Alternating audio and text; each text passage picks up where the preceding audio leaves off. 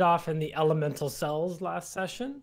You stumbled your way through the elemental cells, ultimately ending up in Shagambi's tomb, which went fine. I think we'll all agree that that could have gone better, but you made the best of a bad situation in Shagambi's tomb. Yep. Yeah. Then you found your way out of Shagambi's tomb, and you were teleported out right next to the Mirror of Life trapping, where you lost a couple of your party members into the mirror, and you managed to, with a cute trick, get them out one at a time. And in doing so, it took you basically the entire set of people in the mirror before you got all your companions out. And then just for giggles, you decided to join to see what the last thing inside the mirror was, which was a giant 4-armed gargoyle. No bigs. So that's where we left you guys, was right as that giant 4-armed gargoyle came tumbling out.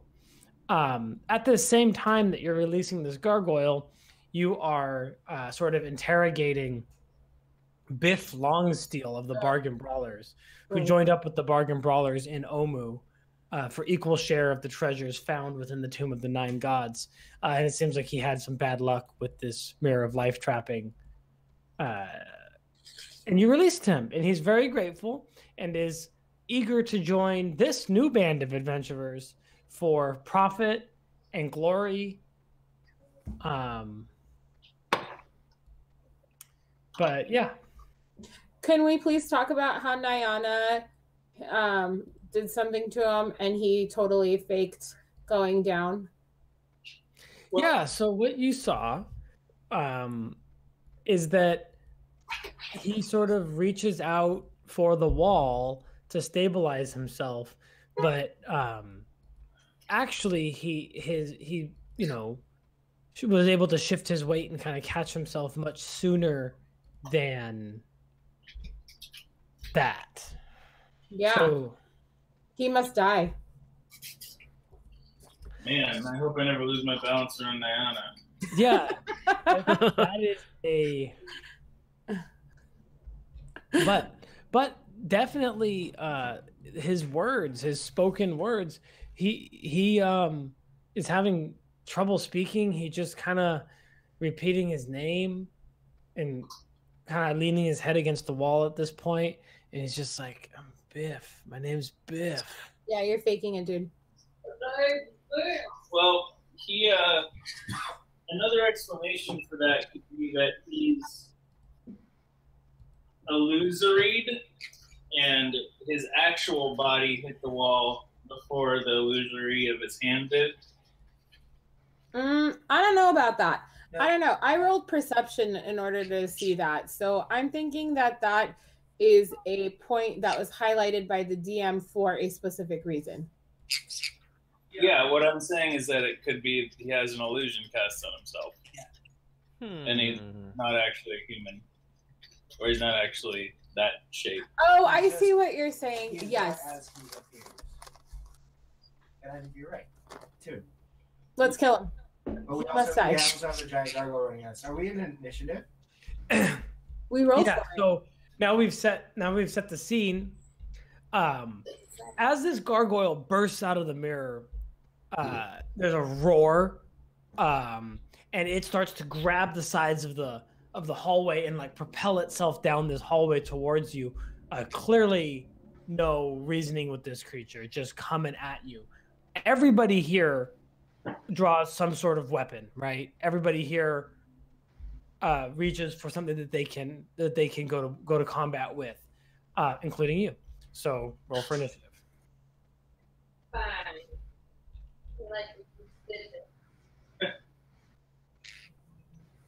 Didn't you say combat was over for this campaign? Yeah, it is. You're all dead. Yeah, didn't you say we're level 20 for the rest of the campaign? No? Okay. No, but you're gonna die here, and then you can be Biff Longsteel. We're on our 77th day, by the way. I don't know if that makes a difference, but I know I'm supposed to count days, so Yeah, I appreciate that. just so y'all know. I think it means that Deckard Cain or whatever would be pretty much dead. Deckard Cain? She means he means Syndra Sylvain. Yeah. Oh yeah, sad times. But the only person that knew of her really was Tyranny and I, right? Yeah, that's true. Oh. Wow, Mortee, that's a great initiative roll. Where's mine? Mortee, that's a great initiative roll. Yeah. Is it I'm though? kind of bummed because I wanted to do something to this gargoyle.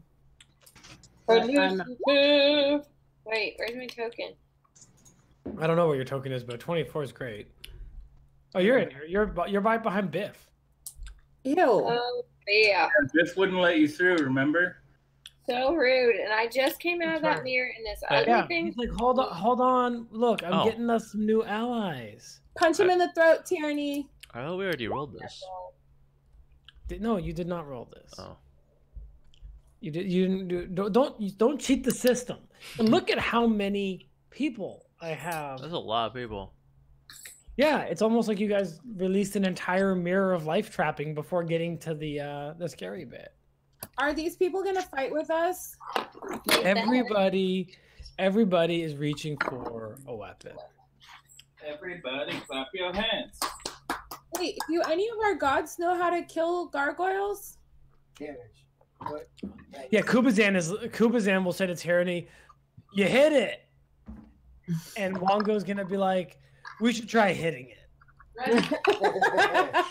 All right. Bro? How, Even Honeydew laughed at Man, that. how do you If those kill? two agree on something, it's probably true. Yeah, how do you kill anything? Well, those are both the chaotic gods, so. Oh, that's true. One's good, one's evil. Hmm. I have a spell that could really help us right now, but I'm like number 4. Yeah, that's I rolled great. Tyranny's gonna start us off. Okay. So you're in a small hallway. In front of you is Biff Longsteel, stunned by Nayana and Wongo's magic. Behind you is a giant 4-armed gargoyle. Okay. I think I would like to back out this way while shooting my bow and arrow. Can I do that? Ugly.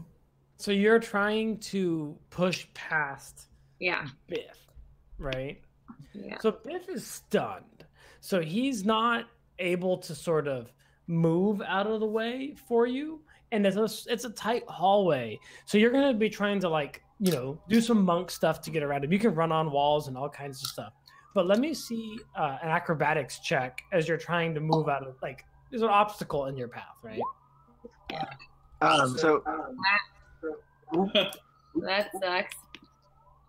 So We'll get there. We'll get there. Were you saying something, Mortee? Yeah. Since I'm going right after, I would yell to Tyranny. I'd like to lift him with the last powerful. Levitation? Yeah, levitate. And I'll say I'm going to lift him and throw him at the gargoyle. Unpass him when I. Okay, so you're going to hold on. Sorry, I was having a little bit of a hard time. Your mic was not picking you up super clear, but I think you were saying you want to pick up with levitate. You want to pick up Biff. Yeah. Okay. I hear chickens. Are you trying to ask? Are you trying to ask Tyranny not to try to push past him, or what? Or just that I'll help her get past him by picking him up over. Cool. So she's very fast. She's gonna get past him. But what this 9 means is that she's going to sort of like as she's trying to get around him, you think that it's just you kind of push off of him, but he's really heavy, and he's really heavy and just almost stuck to the floor, and it's it's like he doesn't move the way that you expect him to, and it takes you a lot more movement than you expect to kind of like get around. He's like really blocking your path here, considering he's just a guy. But it's just like he's just in your way, and he's just holding his head and he's leaning against the wall and he's just mumbling about being Biff Longsteel. You can get past him though, but like you trip and like kind of tumble and fall because he just doesn't, like, you push him to move him and he doesn't move. And you're very strong. Weird. Weird. I don't think he's really Biff Longstreet. He might be Biff Heavystreet. You're not whoever you are. I'm Biff. Biff, big. Maybe Biff is confused. Yeah. So then you want to shoot a bow at the four-armed gargoyle? I do want to do that. So you're gonna try to shoot it around Biff? Well, Who again, Biff is not moving, right? Did I get past Biff? Yeah, you can get past him. Oh, okay. It's just it takes you almost the rest of your movement to do it. Like you can get past him, but it takes a lot longer than you expect. Well, if he's not moving, then I should be able to shoot pretty easily by him. Sure. Yeah. Let's see. Acha! Yeah. That Biff didn't move. So the 26 hits that gargoyle no problem. The 11 though, just right through the cheek of Biff Longsteel. Let's see. Can I get a perception check? Yeah. Perception. Yeah. And let me see damage on both those arrows. Okay. Wait, honey, stop. And then through the cheek. Okay, so you hit the gargoyle with your arrow, and because of the key that you empower into your arrow shots, you're able to chip away at some of the stone here.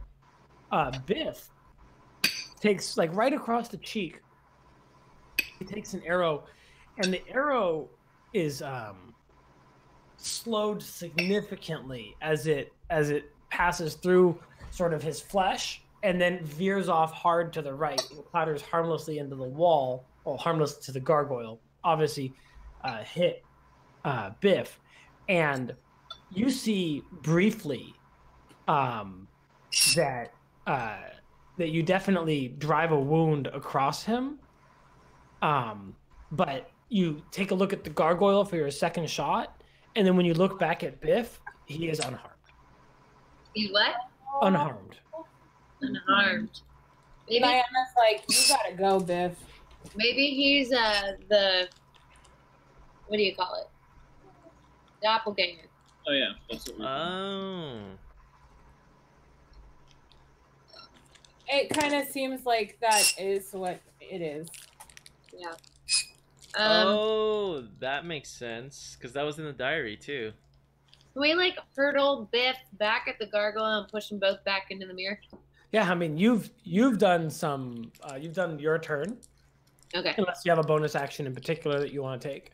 But yeah, the hallway's looking pretty crowded here, and Biff is starting to shake off this stun that Nayana, like with getting hit by an arrow and all of this. He's like, hey, wait a minute, what? We're on the same side. I think we have a bonus action to add damage to. Yeah, you can add at least a D4, right? It's like not a ton, but it's like use something, right? Yeah. Okay. We have two with bonus action at return. Yeah, but you normally use them 3 of those. Oh, can I add it onto my? Yeah, Yeah, if you only attack with your bow, you just add a D4 to the damage. Okay. So just roll a d4. Yeah. I mean, it's damage. It'll add up. This looks different to me. Yeah. Okay. Cool. I think they updated the. Cool. Mortee, you're up. All right, I'm going to levitate Biff. Okay. Does he make a save? Depends on if he is still stunned or not. He's coming out of it. You stunned him outside of combat. It lasts a turn, right? But he's. I'll give him disadvantage on the save. It's con save against DC.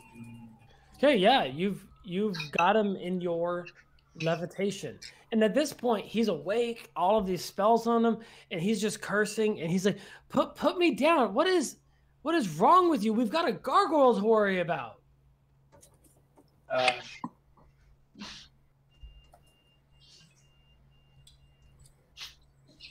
And then I'm going to, let's see, can So we know he weighs up to 500 pounds. You wouldn't move when you bumped into him. I can't move him myself this turn, I think. So you like have barely picked him up off the ground, yeah, right? Yeah. You can use your action to move the target, but you don't have your action because you used it to cast levitate. Exactly. Yeah. So I'm just gonna lift him like medium between the ground and the ceiling.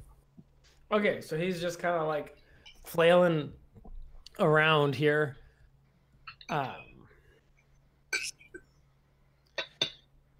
So But he next, barely goes up?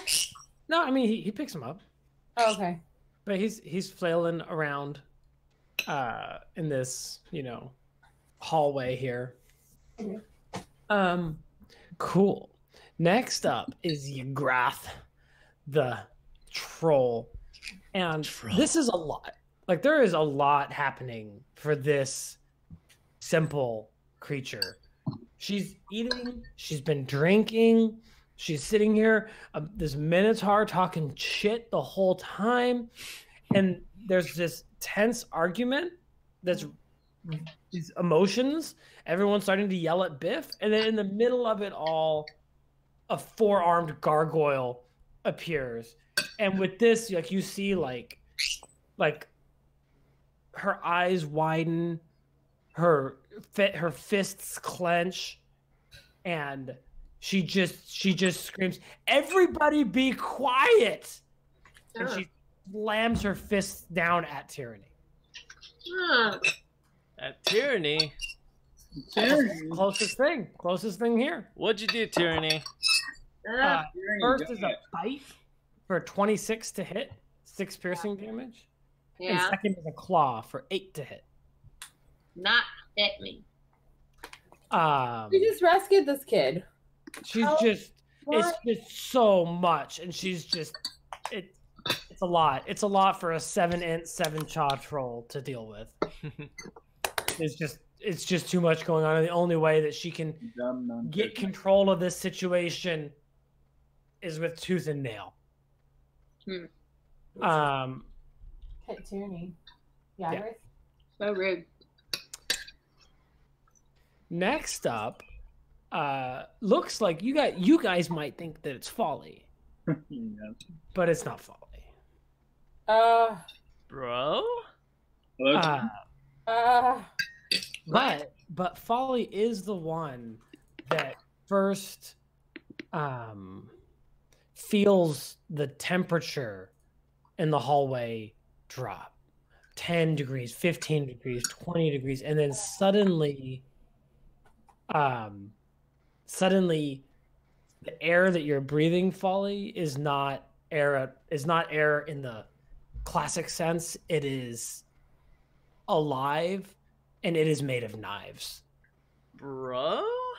And this manifests as an attack against AC 20 Yeah, that hits.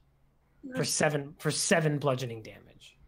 Dang. And so this basically like passes through you, punctures a hole out of you, and then there's a surge of air that you feel escaping you as this completely invisible assailant hisses through this hole in you, back out into the cavern, and you hear in that hissing sound. You have tongues active, right? So in that hissing sound, you hear in that wind, "The mirror is mine to protect. You have disturbed my home. What? And so we didn't. Here holds 12. There's no visible assailant, huh? No, and you definitely just for the record, as you guys were rolling dice and letting people out, you noticed that when the mouse went into 3, nothing came out. Oh, Yeah, guys, you're up, Folly. something's hitting me. It hurts. That was a gargoyle, bro. No one No, it's not. Where's the warning? Okay, I'm gonna cast. What is the AOE on this? So I felt the force go through me from the mirror side, right? So like this way. It went this direction. Actually, in this case, no. It manifests first as like a drop in temperature. You're not sure where it came from, but for all you know, it was standing directly next to you for the last several minutes. Like you have no idea. It just decided that this was the moment that it would strike. Okay, then. That's tough.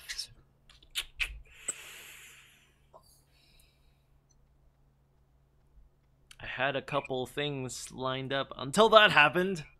Can you do anything with invisibility? Ask Mortee to look for I mean, Is Mortee? Does he have? Let me ask if he has Mortee. He's got see invisibility. And do you have invisibility up right now?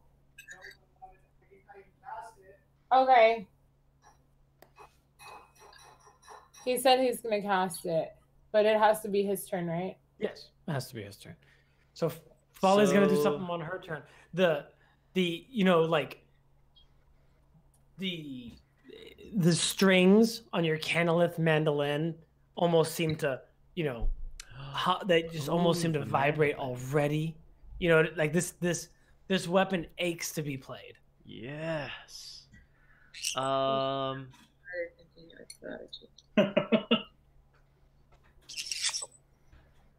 Okay, so first of all,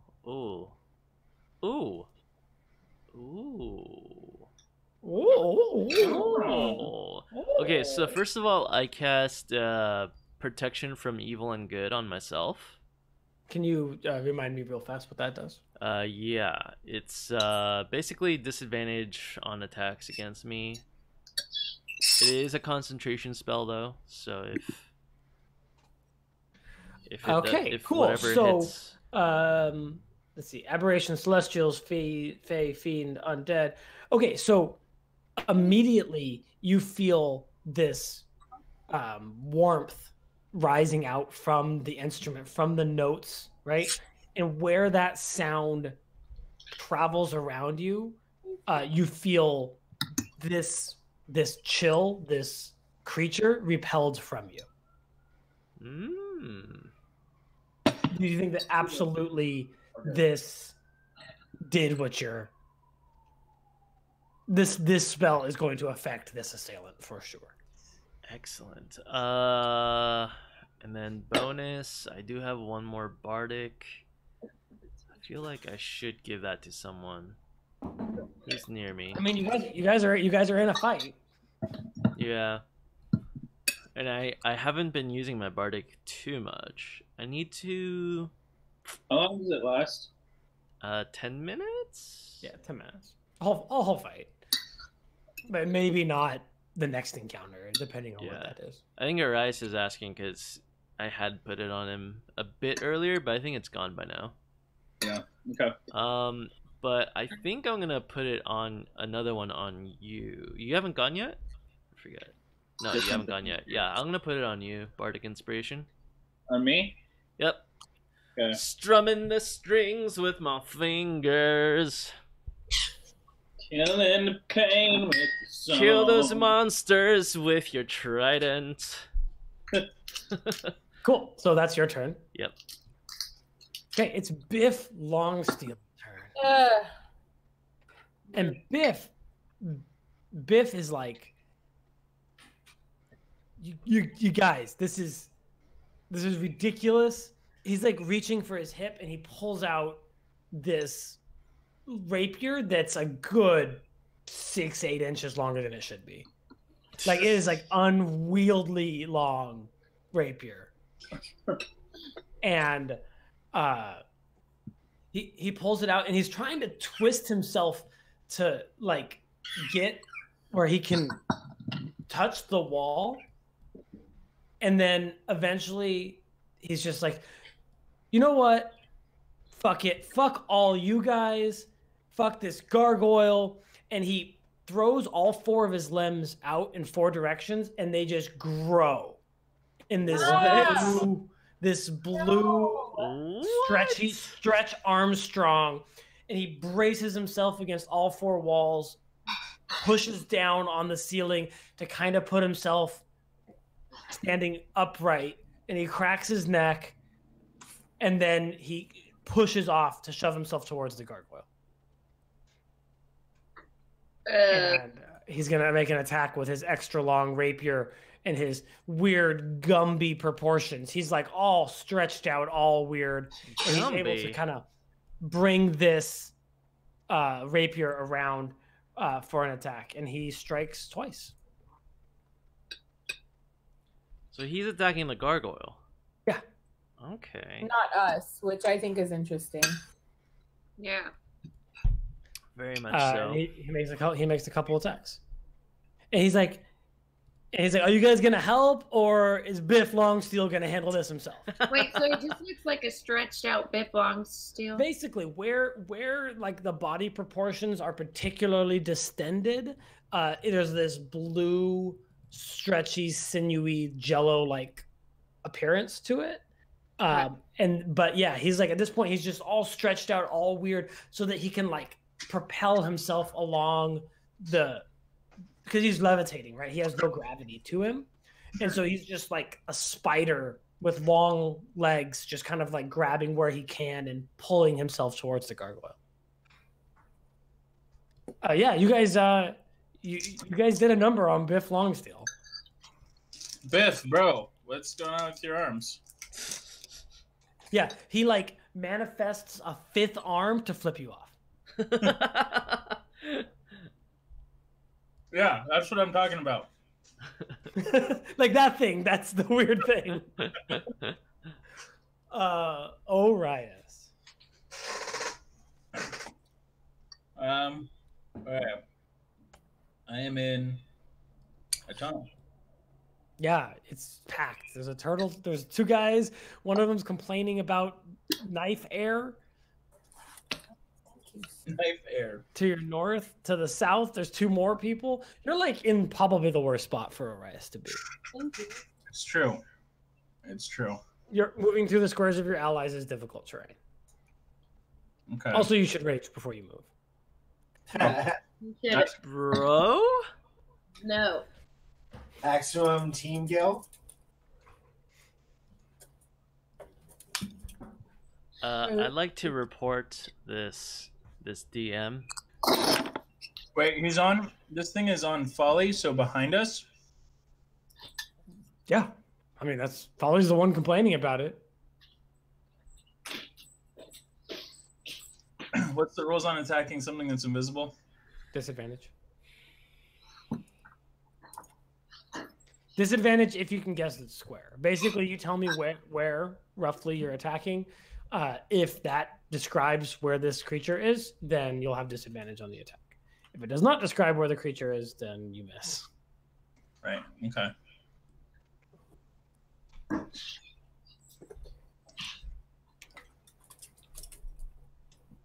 Okay, so first, you know what? I'm just gonna move this way through my friends. So you're shoving past your friends one after another, and then very suddenly, it's very cold. Bro. Okay. But can I enter this square? Yeah, I mean, yes, you can enter the square, but you are sharing it with a presence for sure. Okay.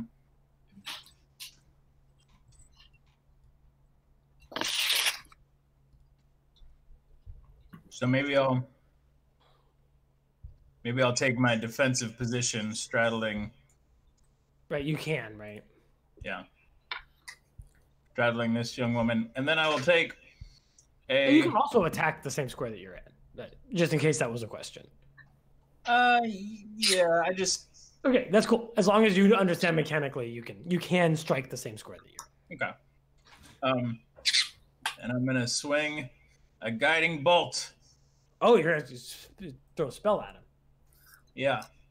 Okay, got disadvantage. You can look at the roll before you decide if you want Bardic Inspiration, but I won't tell you if it hits. Okay. Can I use Inspiration to not get disadvantage? That would give you advantage. It would override the disadvantage? Yeah, Inspiration is the strongest buff in the game. It'll switch any amount of disadvantage to advantage. All right, I'm going to do it. Stand back, Folly. I'll save you. Will you, though? What are you attacking? Aren't you supposed to attack a troll? Something like that. Wait, didn't we have inspiration for acting well with our gods? Yeah, I gave everybody inspiration. He just blew one. So, yeah. So, do you want to use Bardic Inspiration? Hold on a second. 20 is a solid roll for your spellcast too. Yeah, it is.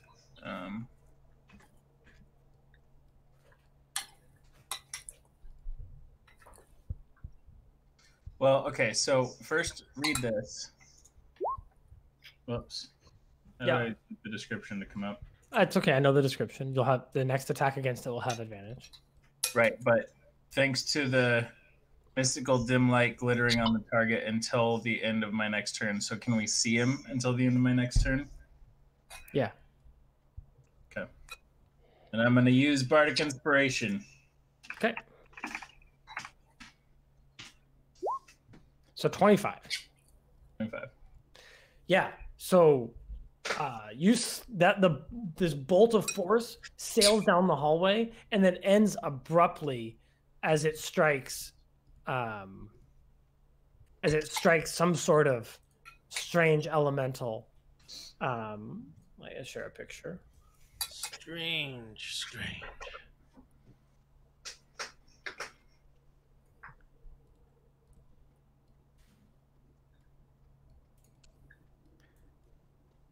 Whoa. You strike some sort of elemental. How much damage did that guiding bolt do? Little spells at level 1. Yeah. Jeez. Boom, baby. Yeah. So you light it up and you see that it vaguely has this humanoid shape to it, but it like little spurts of air, like knives on its fingertips, as it just like floats in the hallway. And when it lights up, it seems to like look at itself and understand this, and then just goes into a rage at being revealed. Oh, I see. Well, I'll show you rage, and then I rage. Okay, everyone takes 3. Yay! Wow. Not everyone. Not everyone. Mortee and Tyranny won't. Everyone else. This is the worst. I'll save you up in the last couple sessions. Cool. Anything else you want to do on your turn? I just want to ask, does it seem like Radiant Radiant didn't seem particularly to bother it. It's much more bothered by the fact that it is now visible. Right. This creature seems to rely on being unseen. Right. Okay. Is it visible to everyone now? Yes, for this turn. Oh, it's his turn? No, for this turn. We have till the end of my next turn. Okay, cool. Okay, next up is Thlad Rylanvir. Yeah, bomb family. I've heard good things. What is he going to do? Oh God, he's a mess. He's a mess. What kind of weapon is he carrying? Vlad? Yeah. He's got nothing of note. He's got probably like a little dagger on his hip, but he seems to have a bracelet with a purple gemstone in it that he is on his left hand, and he clutches it with his right as he begins to cast the spell. Oh man, is he gonna do that? That's maybe too much. He's going to throw down at the end of the hallway. He's going to throw down a cloud. No, he's not. He's not that dumb. He's gonna throw down black tentacles. Okay. In the cage. Oh, yeah. And how does this work? Let me read it real fast. Squirming ebony tentacles fill a 20-foot square on the ground. It's going to basically be the whole mirror room. For the duration, these tentacles turn the ground into difficult terrain. When a creature enters the area for the first time or ends its turn there, so it's like here, the creature must succeed a dexterity saving throw or take 3d6 bludgeoning damage and be restrained. A creature that starts its turn in the area and is already restrained takes 3d6 more. A creature restrained by the tentacles may use its action to try to break free. So basically that whole room just fills with these disgusting black squirming tentacles that just reach up and grab at Biff Longsteel and the four-armed gargoyle. So when they start their turn, they're going to take some damage. And he chants dark mutterings, evil, horrible drow magic. But Arias is a fan. Yeah, the kind of magic that Mortal Rylanvir would never abide by, right? Like this is dark stuff. Yeah. But manages to pull that one together. And then it is the giant four-armed gargoyle's turn. He's going to start his turn off taking 12 damage from these tentacles. Actually, he gets a dex save, I think. Let's see if he passes it. He does not. So the gargoyle is restrained by these tentacles, but cares very little because there's a target directly in front of it. And it makes 5 melee attacks against Biff Longsteel. Ooh. First with a bite, which will hit. Then with 4 claws, a crit, a hit, a hit, a hit, and a miss. So deal a bunch of damage to Biff Longsteel right now. Oof. Guys, Biff Longsteel seems okay to me. Really? Yeah. You don't say. Got some long arms. It's not the end of the world. Wow. So with the last strike to Biff Longsteel from that flurry of blows, he sort of like retracts back into what maybe is his natural form and falls to the ground in a heap. Doppelganger. Dun, dun, dun. So Biff was a doppelganger. It looks that way. He's a blue man laying on the ground, sort of like his limbs are sort of almost pooling into jelly in certain areas, and he is barely breathing after this assault from the four-armed gargoyle. No, guys, it's Biff. He just is faking like he's a doppelganger. Next up, Zal the Minotaur sees Ygrath strike at Tyranny, and he says, "Hold! You will not strike our rescuers." And he pulls his big great axe out and takes a swing at Ygrath. He crits her. He crits her really hard.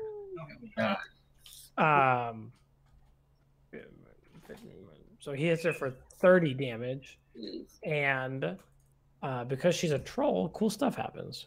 Oh man! Can someone roll me a d20? Just anybody real fast.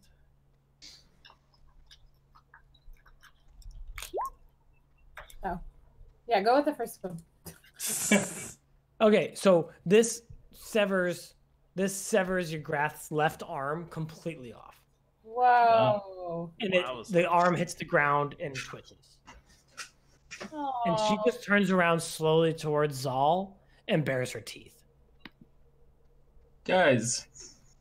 Nayana, you're up. Oh man. Okay, Nayana casts Blight on the stalker guy. Yeah, it's a clusterfuck, right? I already knew what to do, but now because of this, I'm doing something else. Yeah, let's do Blight. I know that I struggle with it, but what do? I just hit Blight. Just click yeah. Oh, okay. So I can make a Constitution save. If I pass it, I take half that. If I fail it, I take all that. Sweet. Hope you fail. I'm gonna fail that. Sweet. So you do this sort of like necrotic beam strikes the invisible stalker, and you can see that it shrinks. Like the amount of air that encompasses this elemental is much less. It's still there though. Dang. It's a tough one. Okay. Son. It's about half the size it was when it first jumped falling. I don't have anything else, right? No. That's a beastly roll. It's a super good roll. Yeah.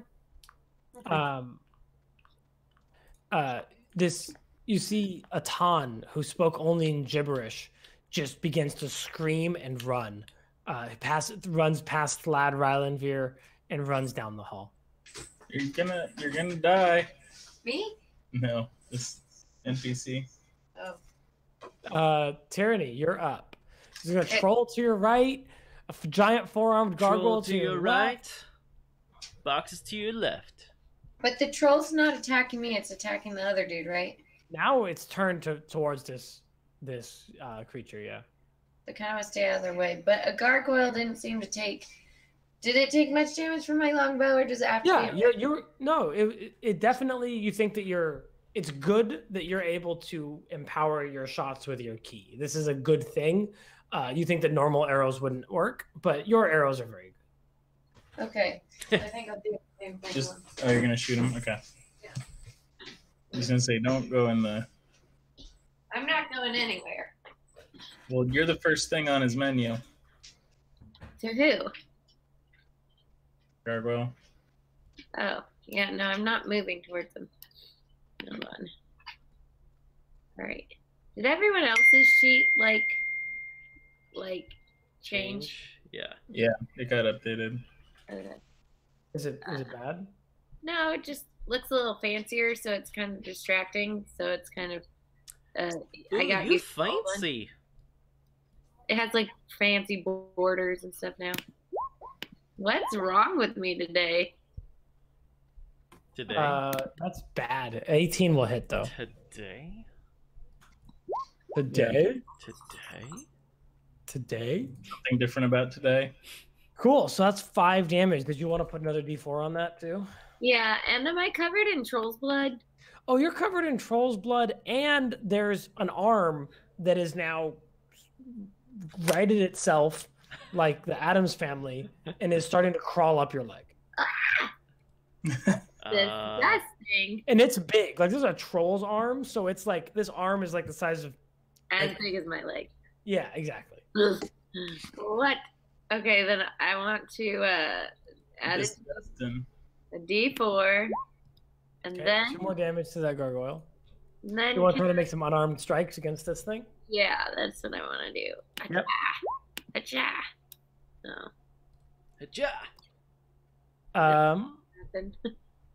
An arm doesn't have very much. So the 18 hits, the 12 does not. Okay. Yeah, so you strike the hand, and Can I kick it so it hits? Yeah. So you kick it, and it flies through the air, and it slams into the back of your Grath, right? And from there, it starts to crawl up her back and kind of like position itself where it should be on her body. Like a parrot? Yeah, like a parrot. Like a parrot? I don't Parrot. know. What? Parrot worm.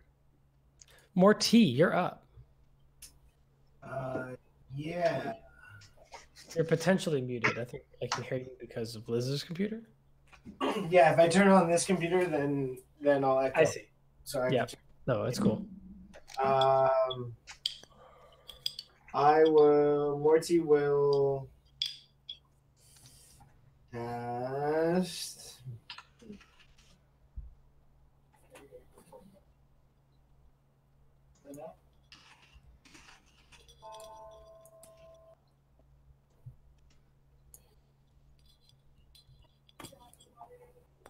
I like it. Okay.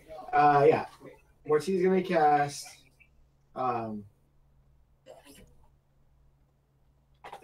It's called Arcana Hand on here, but I like the other name for it better. It was like Big B's hand or whatever. yeah, Big B's giant hand or whatever, like that. Okay, that's a lot. So what are you doing? I'm not reading that. You're gonna tell me what you do. Yeah. I am trying to restrain the gargoyle. So the gargoyle is currently restrained by these tentacles. Oh, it's restrained by them. I will tell you the exact effect because I understand that there's a difference between restrained and grappled and all of these things. The effect that is on this gargoyle is the one that Black Tentacles provides, which is restrained. Restrained. So it can't move.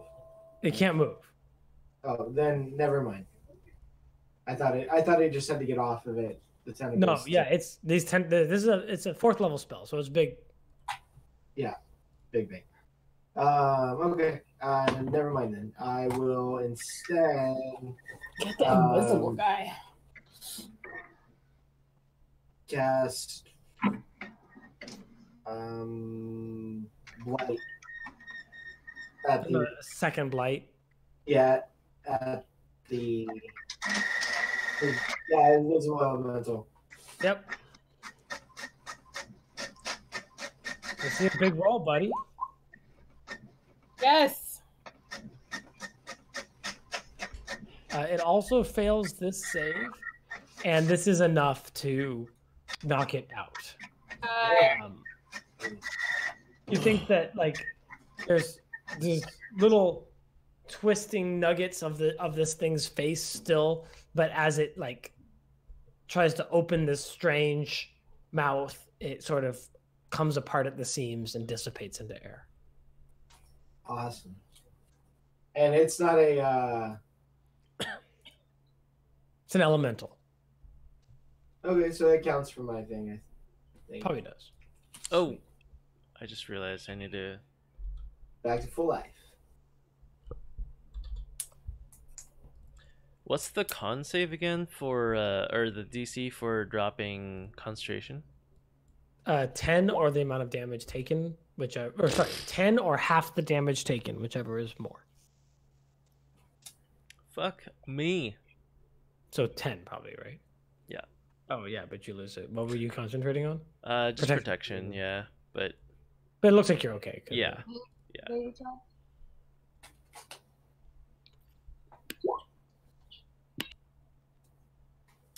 Uh-oh. The grim.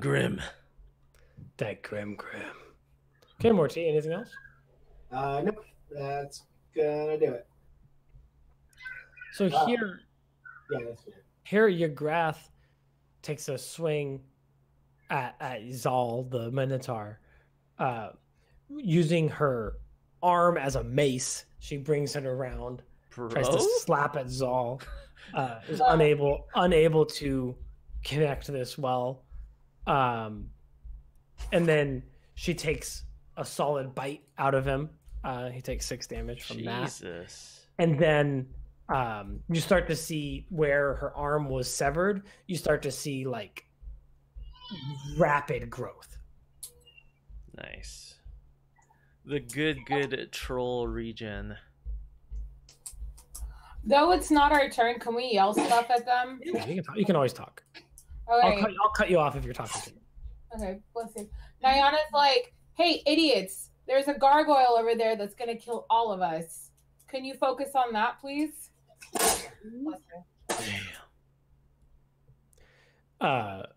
Zal is like currently like wrestling this troll.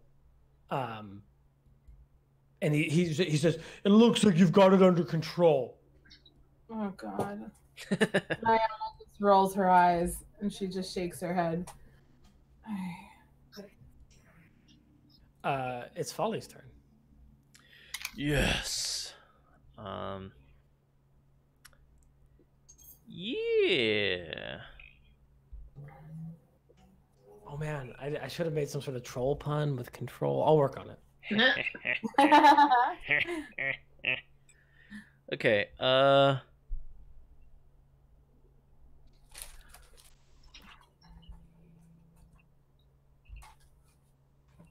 I think I'm gonna come over here. Wait, sorry. How bloody does the troll and the gargoyle look? Or like the troll and the minotaur, or the troll and the gargoyle? Troll and the gargoyle, because neither one is bloodied. Huh? Neither one is bloodied. These are both big creatures that have taken relatively minor wounds. Oh, okay. Wait, the minotaur doesn't seem hostile to us though, right? So no, the minotaur does not seem hostile to you. He looks like he's been bit once by a troll. He's also doing fine. Okay. So I think what I'm gonna do, go down here. And the troll seems like frustrated, like this is the only way that she understands how to influence the world around her. Right. Is by hitting things. Yeah. It doesn't seem like you're an enemy of hers, but she doesn't like this situation, and like a child is doing the only actions that she understands how to react to this situation with.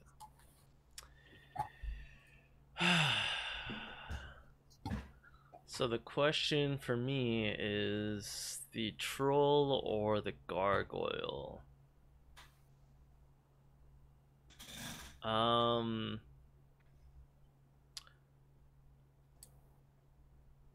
But she seems mostly focused on the minotaur right now, right?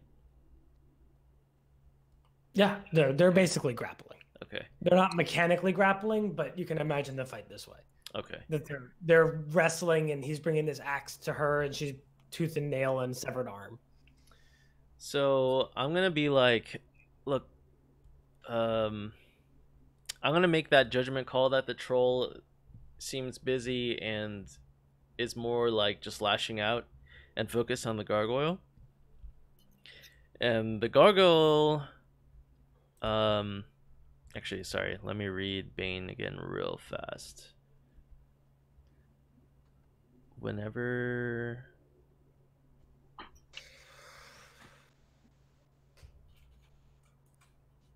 makes an attack roll. Okay, yeah, I'm definitely gonna cast Bane against the gargoyle. Okay. And that is a charisma saving throw. Oh, he's so charismatic. He fails. Sweet. So, and then so that takes an action. Do you allow me to talk to the troll in terms of trying to actually spend time to persuade her to chill out? Okay. Yeah, you can talk to her. And it was a Egraph, right? Yeah.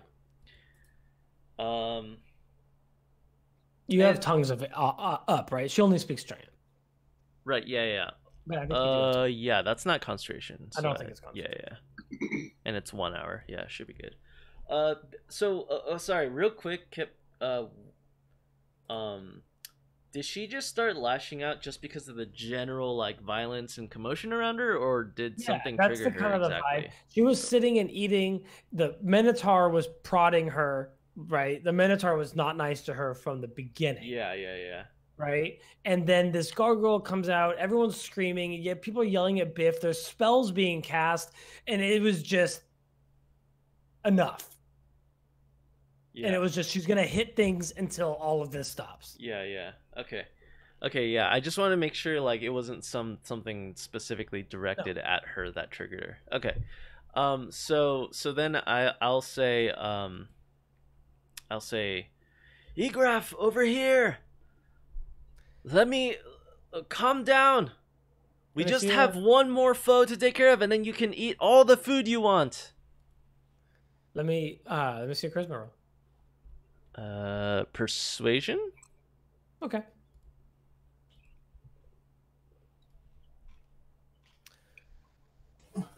And then I point at the gargoyle when I say that as the last, commotion. She turns and looks at you, and then back at the Minotaur, and then she motions at her missing arm, and she says, "He cut Egraph." And then I turn to the Minotaur. I say, "Stop it! She means us no harm." He says, "She will mean us no harm when she is in many more pieces than she is now." Rude. And then I say, well, if that's the case, at least take care of the gargoyle first. He's the one attacking us right now. The Minotaur is like, so he's at this point, like, you look at him, right, and he's having to hunch his back to fit in this hallway. He's literally like shoulder to shoulder in this hallway. And he looks at you and he says, "You would have me charge the gargoyle." And I say, okay. Then I say, we'll just stand there real fast. We're gonna take care of the gargoyle. We'll get you to a safer spot and shortly. He says, "The only good troll is a slave. Use her as you will."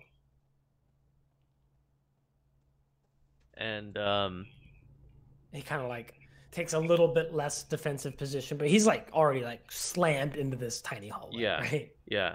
So as Folly though, because slave and slavery is like a trigger word for her. Yeah, for sure. She gets like really mad and she says, "Egraph is not a slave. She is now free. Let her live. Pursue her happiness." The Minotaur says, "On whose authority? The trolls have been the slaves of Omu since all time. Who do you think built this place?" Whoa. Okay. So Folly did not know that. Yeah. And that No, makes I don't her, think you guys that knew like that. gives her pause, and I think that'll be my turn. Yeah, for sure. You see Interesting. Biff Longsteel's breathing stabilize slightly. Maybe he passes a death save. Because I'm sure you guys want to hang out with him, right? So much. There's a popping static sound and a golden skull appears next to Folly. Oh God! And Yaka says, "Yeah, no shit. Omu was built on slave labor. It was awesome when we could get a troll. How the fuck do you think we built a city of gold in the middle of the jungle? We paid for it?" God. I mean, you had a lot of gold. But well, we could have paid for it. We could have done anything in Omu. But why would we pay for it? All you got to do is you got to ransack the next village over, and you've got free labor for 10 or 20 years until they all die, and then you do it again. Queen Napaka was the best at this. Can someone grab that skull and throw it at the gargoyle's head, please? We're up to Arias. Oh, it's my turn, huh? Yeah. And you've got something on you. I put a purple dot on you. I handed you the wrong Good purple. Take this instead. Aw, hi, Rebel. Baby. Sleep. All right. So, we killed everything already? Yeah, probably. All right. So difficult terrain means 2 squares for 1, right? Yes. And I get Yeah, 6 got a squares. lot. You got a lot going on here.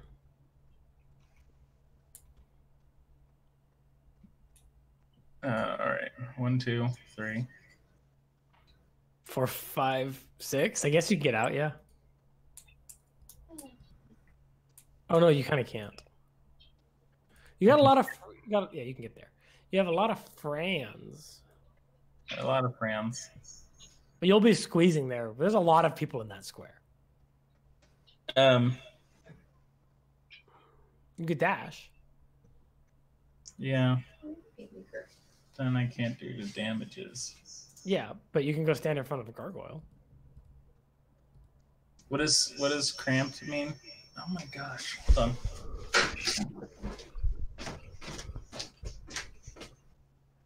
Cramped? What's cramped?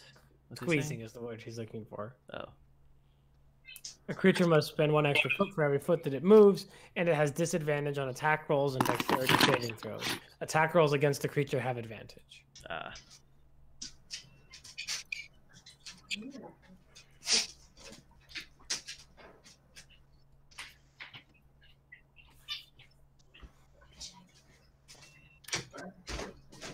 I don't know. I gotta take my turn.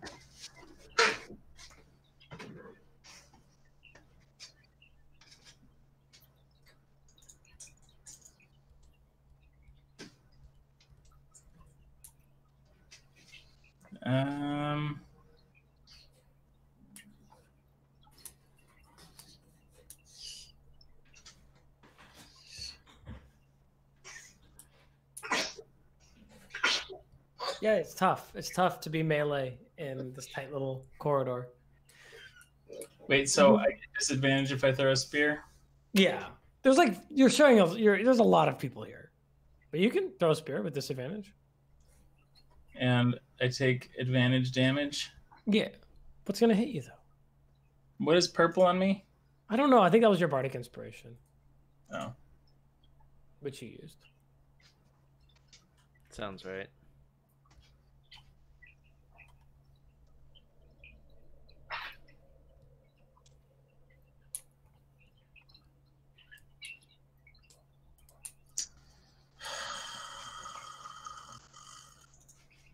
Probably turn the corner.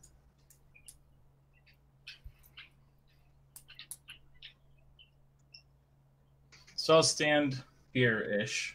Okay. And just like crouch so that people can shoot over me. For sure. You just kind of want to be the guy in the hallway, which is where you should be, probably. Right. Cool. It's Vlad Roylandveer's turn. What does he want to do? Right.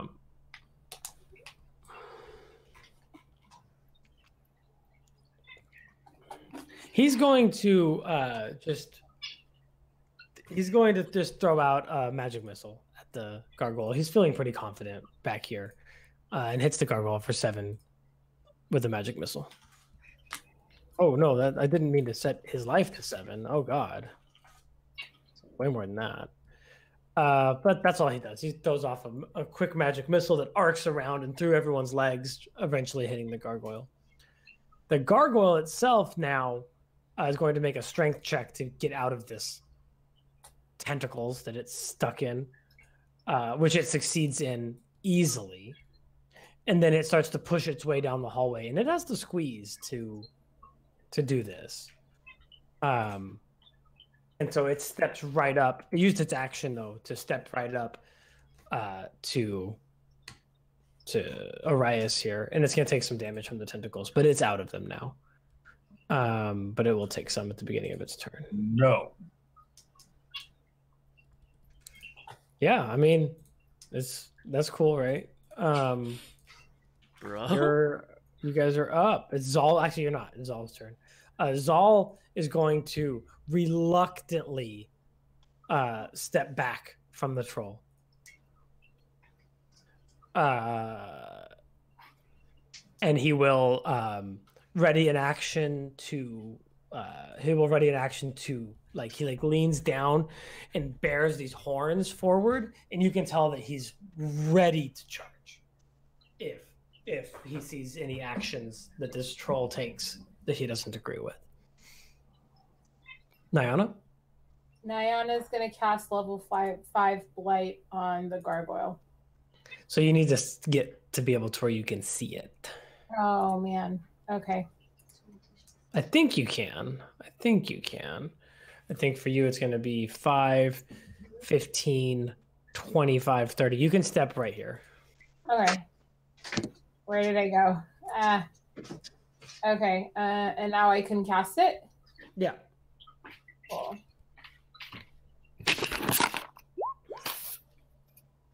Ooh, is that 36 plus 8? That's a con save.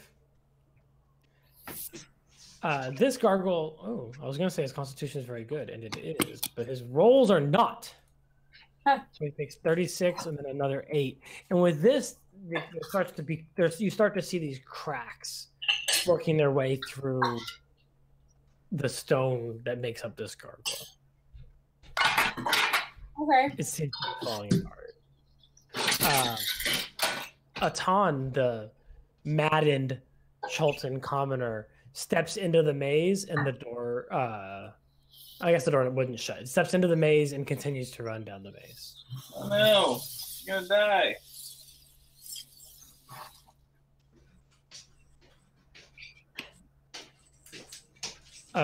Tyranny.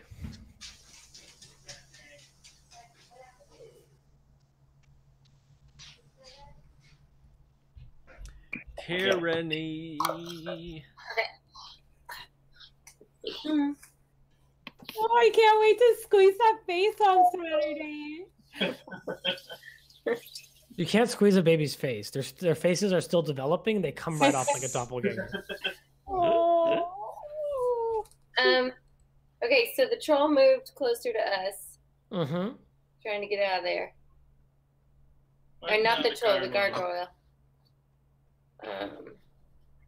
Alright, I think I'll just shoot again. Stop it.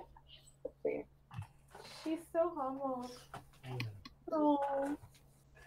He's about to get a bath in the sink. Alright. Hacha! Hacha! Those are good. Let's see damage on those. Don't forget your D4. Hacha! Hacha! And then a D4. I mean, that's a lot of damage. And like one of these arrows punctures a hole straight through the gargoyle, and you can see behind, you can see through the hole in the gargoyle that these tentacles from Vlad Rylanvir have now picked up Biff Longsteel and are starting to pull him apart like taffy. Yes, Wow. like taffy. You stretchy. But the gargoyle is in bad shape. Mortee?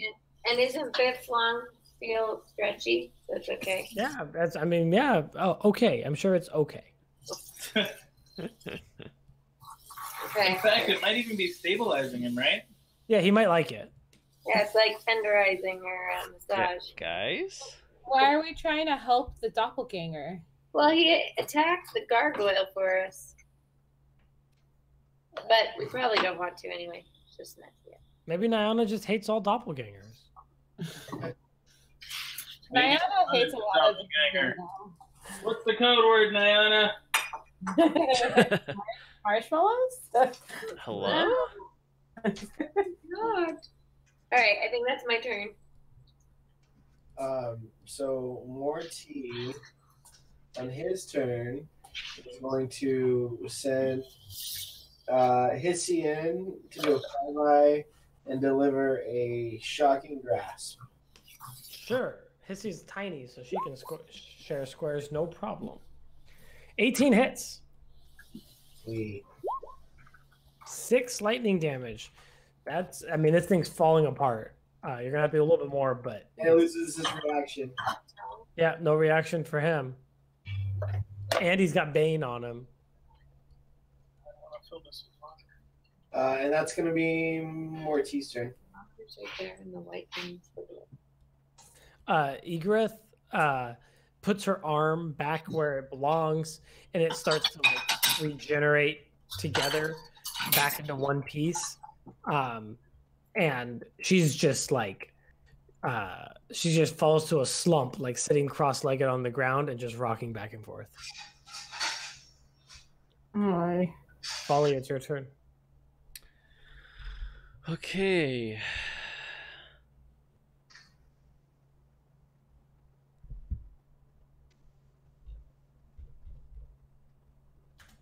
Oh boy, I got nothing. I am going to.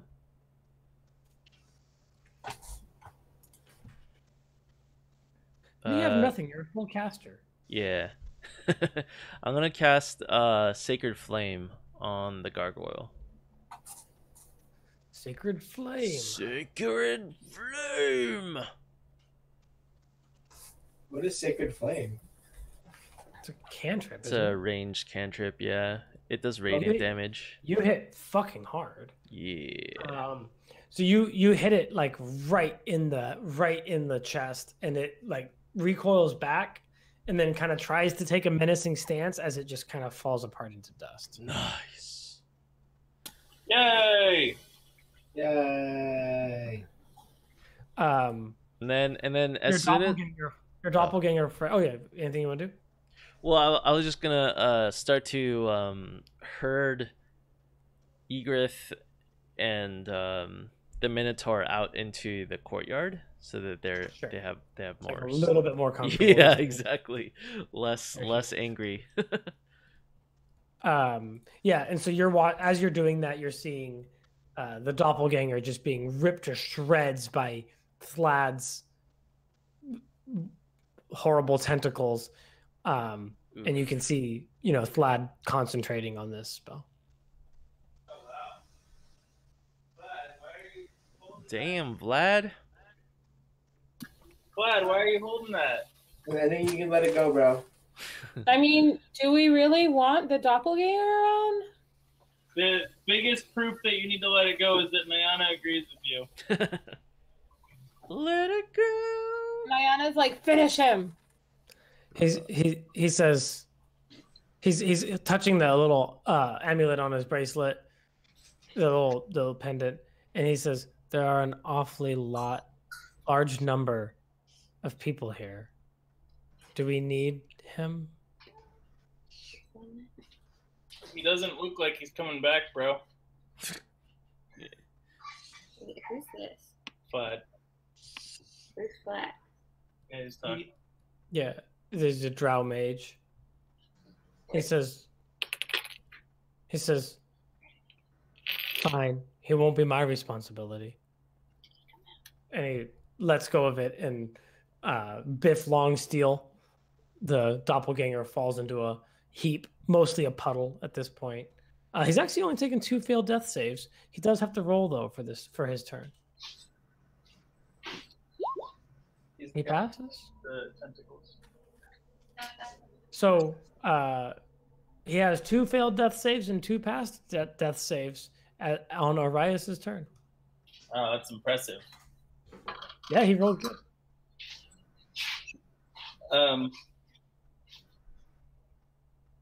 Well,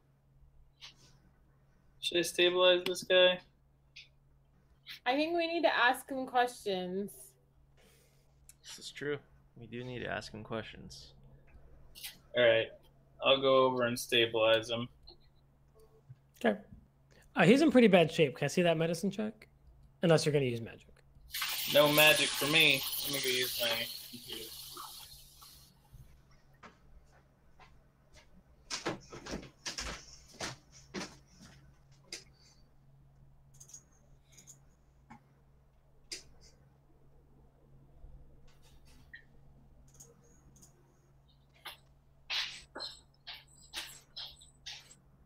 Medicine. So you go over there, and this is like, you're like, okay, Dr. Orias is in the building, and then you realize that you don't know where his lungs are. You don't. This is a lot. This is a lot for you to deal with. A 12 actually passes, but I'd like you to make this medicine check with disadvantage. Oh, okay. So as you're scooping up bits of him, they're all in the wrong place, and you can tell that you're screwing it up, but you kind of like put it together the best that you can, and you're like, yeah, I did everything I could. Good work, guys. You could during this. Oh, you're right. He would still be alive. You don't think that you're able to get a handle on it as Orias without magic. It's just too alien of an anatomy for you to put together. But I'll turn around and say, I believe I have healed him. Yeah, like you're not. Yeah, whether you believe it or not, that's probably what you say. Jesus Christ. There's just like he's mostly puddle at this point.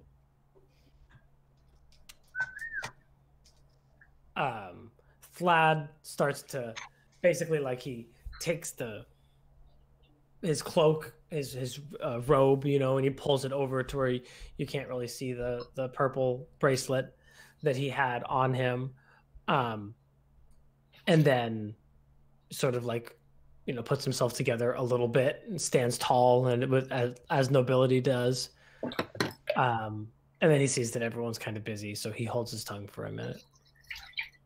The Egrith and Zal appreciate having a little bit more air out here, but they seem very spooked, both of them, by the 4 giant 4-armed gargoyles in the middle of this courtyard. And they both take a defensive position as they look at these stationary gargoyles. Oh. Nayana? Can Biff talk, or is he? No, not? Biff is on the brink of death. Biff has 2 failed and 2 passed death saves, and Orias was not able to stabilize him. The anatomy is just too alien for Orias. You will have to use a healing magic to get this guy in order. Okay. You sound disappointed. Yeah, I wanted him dead, but it's cool. I have some questions for him. I did too. Is he better? Yeah. Can he talk? Yeah, he has 2 health. He has 2 health. He kind of comes together, and he kind of looks like a blue humanoid creature, and then he starts to take, like as he's waking up, he starts to take Biff Longsteel's humanoid form again, and then he kind of looks at you, and he kind of like looks down at himself, and he's all blue, and he sighs, and he says, "All right. Thank you for the warm welcome to your adventuring group. Is this how you haze all of your new recruits?"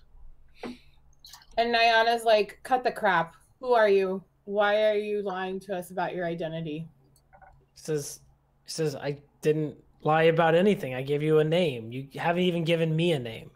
I've told you more about me than you've told me about you.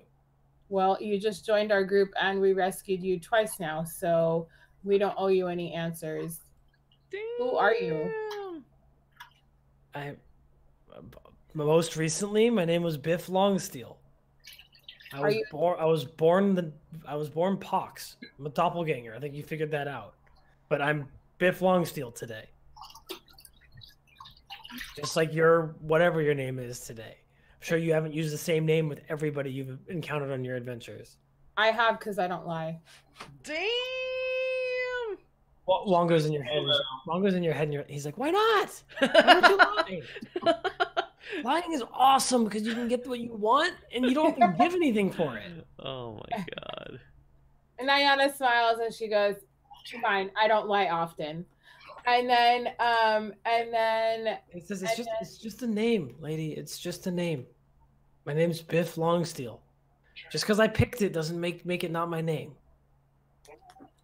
So are there other doppelgangers around, or what? Like around where? I've been in a mirror for 3 months. What were you doing before? I was adventuring with the Bargain Brawlers. I'm an adventurer. Well, there was a warning about you in one of the letters we found. Yeah, I think their freaking cleric figured out I was a doppelganger, and it's got some mad prejudice in there. Where did doppelgangers come from?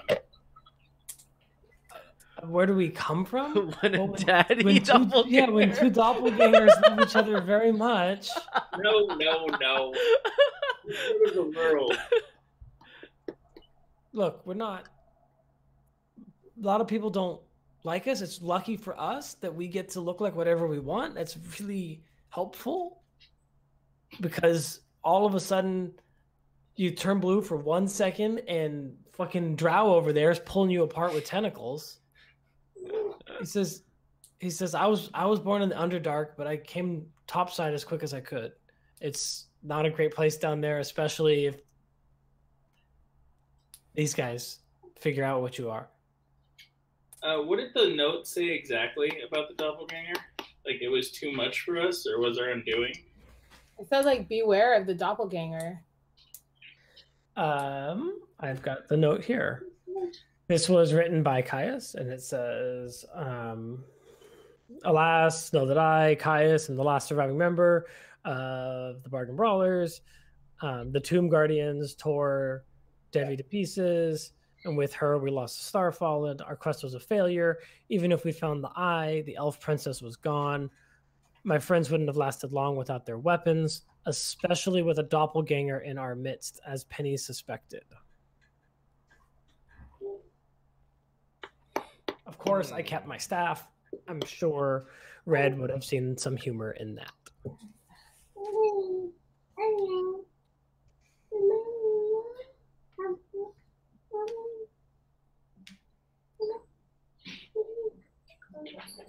We don't know what to do about this. Cool. I'm gonna run and pee while you guys figure it out. What to do about what part? Doppelganger. Whether we should keep him or not. At least we know he's a doppelganger now. Yeah, but they all suspected it too, and still said they wouldn't survive along with one in their midst. Maybe because they didn't know who it was. But he already attacked someone for us. Yeah.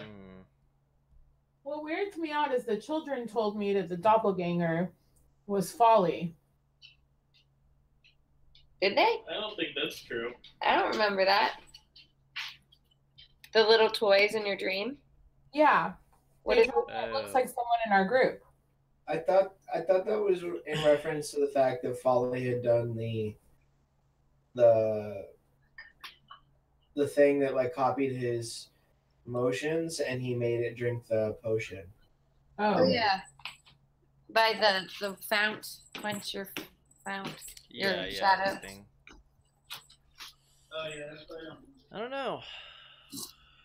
no, because I thought the hags like had something to do with it, but I could be wrong.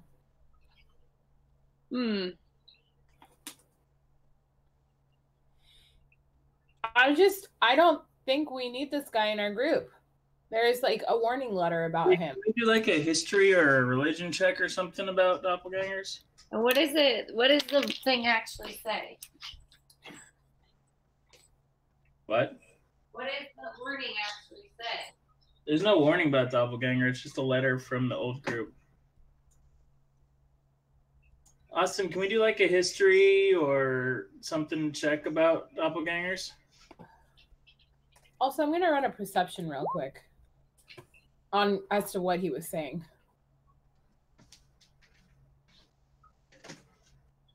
Oh wait, he went to the restroom, right? Yeah. No, I'm here. I'm back. Sorry. Oh, okay. Sorry. Perception. Austin's back. Perception. What are you trying to perceive? Did you mean like insight? Oh yes, I want to see if he's like being honest. Yeah, that's insight. Oh, okay. And then Chad wanted a history. Yeah, I'll take history. Let's see. I'll do it, Chad. Perception is so much better. Dang it. I have 0 history. Yeah, I have -1 history. So Cool. Cool. So Cool. yeah, I mean, let's be real. Every story you've heard about a doppelganger has been bad.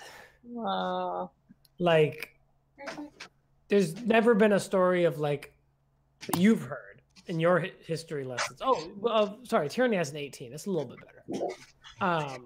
But yeah, still, like, there's no written story of a doppelganger who heroically used his doppelganger nature to save the people. Like, it's always a betrayal or a spy or whatever.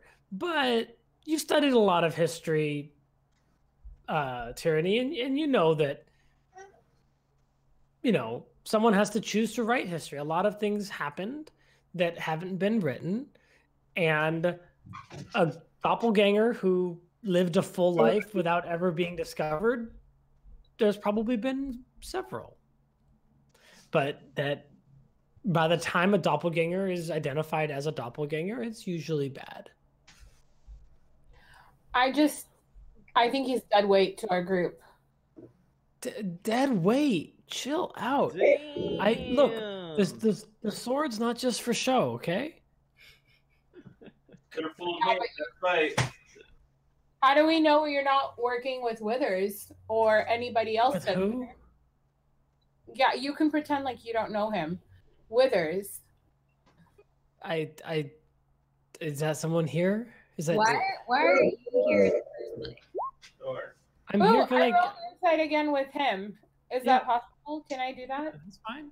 Okay. You think he's never heard of anybody named Withers? Oh, dang it. Wait, why are you here?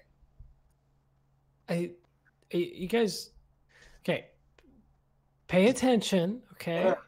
Oh, man. I joined an adventuring group called the Bargain Brawlers. Pretty sure they were looking for the Eye of Zoltek to revive their dead elf princess. I joined because I want money. We found this tomb full of treasure, and I think that it got the better of my companions. But as you can see, good old Biff Longsteel, still alive. Okay, so now that you're rescued, can you leave? Why don't you go home? Wait. You're a little slow. The door locks. We're gonna have to find another way out. I can't come out the way I came in. I assume that's the same way you came in. You find the 9 cubes in Omu, you put them in the slots, door opens, you go in, door closes. It's the only way out I know. I don't know if I'm the one that's slow, if you were the one that was trapped in the mirror for 3 months, but sure. Damn. I seem to remember 2 of your friends were trapped in the mirror too. Damn. We're just exploring. Yeah, exploring. That's a good word for There's it. some shots getting Look, fired, guys. Just okay, you guys, I get it. You don't want me coming with you. I recommend you don't take the drow either. Just fine. Just leave me here. I'll patch myself up and try to figure out my way out of this place by myself. It's just didn't work so well for the rest of my companions. You're splitting up on me.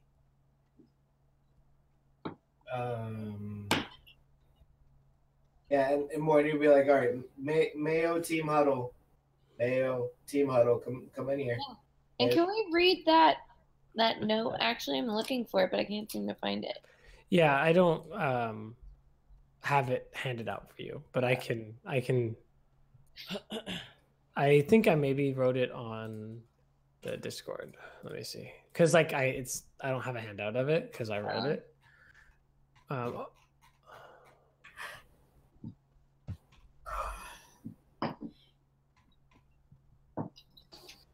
Heather asked what you were wearing. Yeah, I don't have it. Tell her. A baseball hat. I can try to read it for you. Here. You guys go ahead and have your team huddle. I'll type it up for you real fast and then share it. Okay, so what I'm gonna say is like, so Mortee is of the mind that we should not send anybody away from us. Either they join our group or they die. Like we should not. No, I agree. We should not be leaving other people running around, especially a fucking shapeshifter who could potentially come at us at a different angle. So, or could work with Withers to survive and then kill us. Exactly. So you either stay with us or you die. I agree. And then we just watch him, and then we also sacrifice him first if we come across. Like, it's just an extra body that we could throw at something if needed. The issue with this extra body is that he can shapeshift into any one of us. Yes, except we all exist now. Like we already have a code word, right? We even had a special code word for Keshma, who I'm guessing is gone. Is Keshma still with us? Oh yeah, we can talk about Keshma in a second. But yeah, if she's not gone already, she's going to leave soon. But I can roleplay that a little bit. Okay. If there's two follies, then we just ask what the password is. Yeah, exactly. If there's a double of any of us, we can just ask the password. Or if you're unsure, ask the password.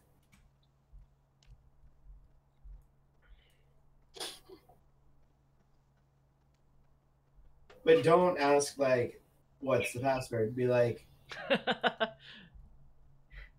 yo, bro. I'm super hungry for something today. What are you feeling like? yeah, exactly. That's perfect. I'm super hungry today. Okay. What are you feeling? But what if you're actually hungry? Then just don't respond with mayo is delicious, because that's the code. Okay, That's you fair. can say I'm gonna have some mayo, and we'll be like, oh, okay, well, it's just Folly being stupid, and then because it was not the right code word. Jeez, man. Nayana does not like this idea, and she told Luongo we should kill him, but the group will do that. Yeah, sure, whatever. Nayana's like, have you ever dealt with a doppelganger before? He thinks about it and he goes, maybe. How would you know? Good point. Yeah, all right. But for God, you really aren't that powerful. Boom, roasted. Boom, roasted. He says, I am dead. I mean, even before, how would you not know if you were dealing with the doppelganger? You're supposedly a god. It was a small god.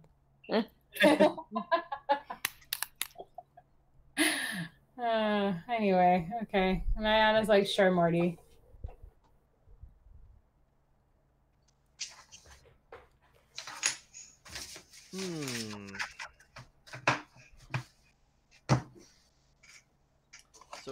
So what's the crux here? You hear some man scream as demons pour out of a sphere of annihilation and devour him. What?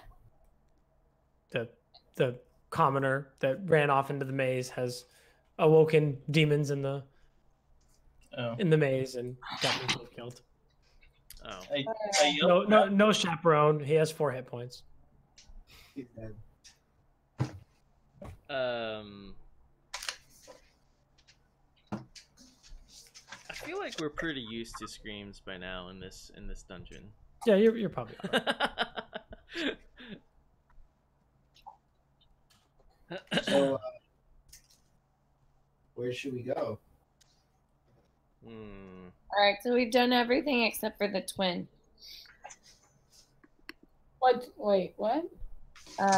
Sorry, on the 4th warning. That's a troll. I forgot about the warnings, to be honest. Fire, dine or drown, precious air, and falling sand. We've done that. The army sleeps in silence. We've done that. The mirror holds 12. We've done that. Find the Iron Scepter's twin. That's the only thing we had to do. And that was the first room we came into. Yeah, but we didn't stay. Right. It's the back door.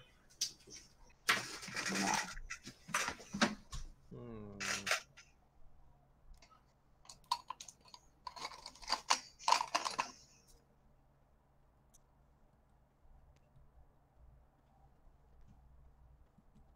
Um,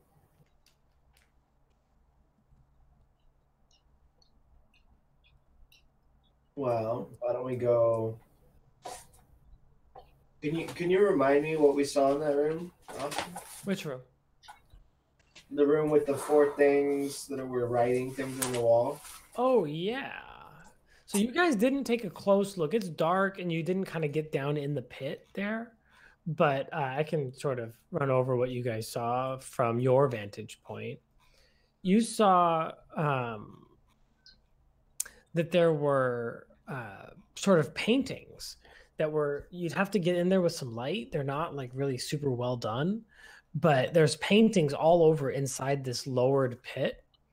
Let's see. This vaulted chamber features a 10-foot deep sunken floor surrounded by ledges without railings. Alcoves along the ledges hold painted wooden statues of hornet-headed humanoid warriors, each wearing a grass skirt and clutching a spear. Those are the stars. A gruesome throne lashed together of bone and strips of skin stands atop the west ledge. A fearsome horned skull surmounts the throne, and small skulls are piled around it. The seat of the throne appears to be made of stretched skin and has a metal scepter resting on it. Shuffling about the sunken portion of the room are 3 gaunt humanoid figures in dusty robes draped in cobwebs, their eyes and mouths stitched shut. Armed with brushes and clay pots of pigment, they paint the walls and pillars with grim, poorly rendered illustrations. And you'll have to get a closer look to. Whoa, dudes! If their eyes are shown shut, we could send his in with the light and get a better look before we go in. Sounds good to me. Let's go through the back door again. Yeah. Okay. Okay, so where do you guys go? Up, around, in and down, back out. Yeah, back to the main chamber, up a level.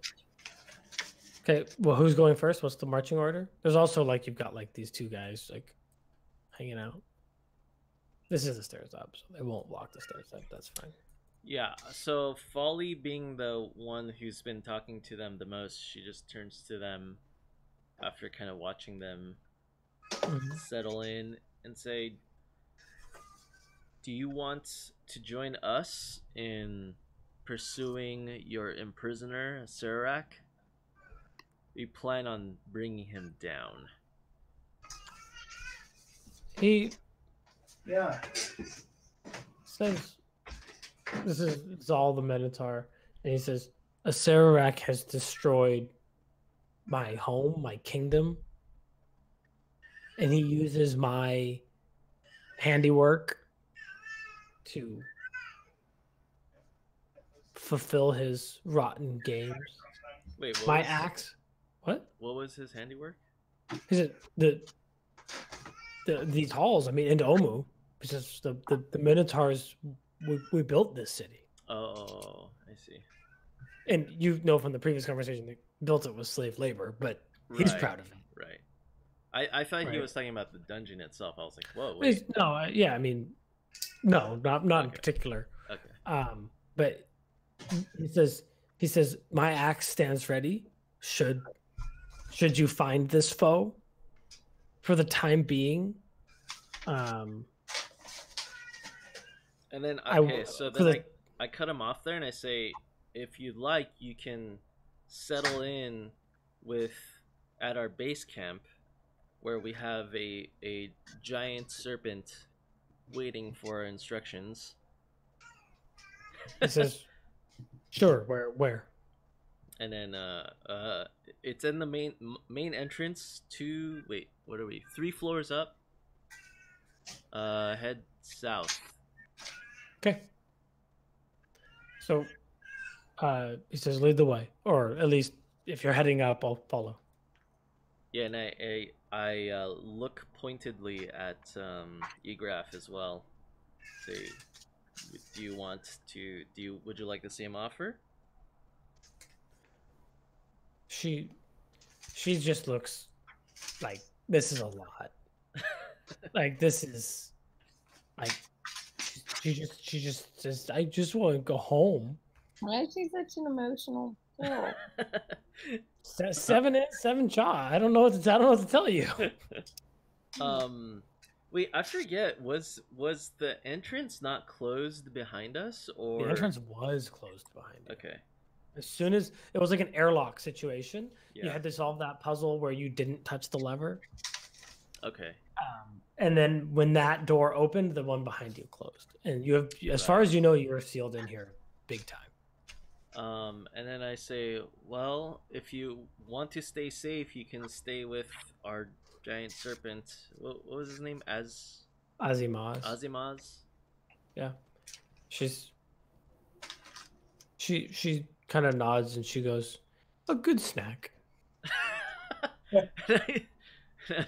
I go, no, not snack, friend. And then I start to, I don't even look for a response. I start to lead the way back. Sure. And I lead them to the main entrance. No, you're gonna get Ozzymoz eaten. Cool. As you climb the steps, right? Yeah. 4 giant 4-armed gargoyles. Oh, right. I forget. Does it have to be them doing it, or can it be anybody? Does anyone remember? It seems like it could be anyone. Okay, so then I go around and deposit the How much? copper, silver, gold. How much? Oh, we only had to do one piece, right, guys? Each. Yeah. And yeah. Well, So I how do. much? Okay, so Folly, having seen the puzzle done before, she just does one piece at a time, but like, and like she's not even doing it super carefully because she thought it was already solved. Like, just goes in doing one piece for each. I feel like there was something that happened after 4. For each what though?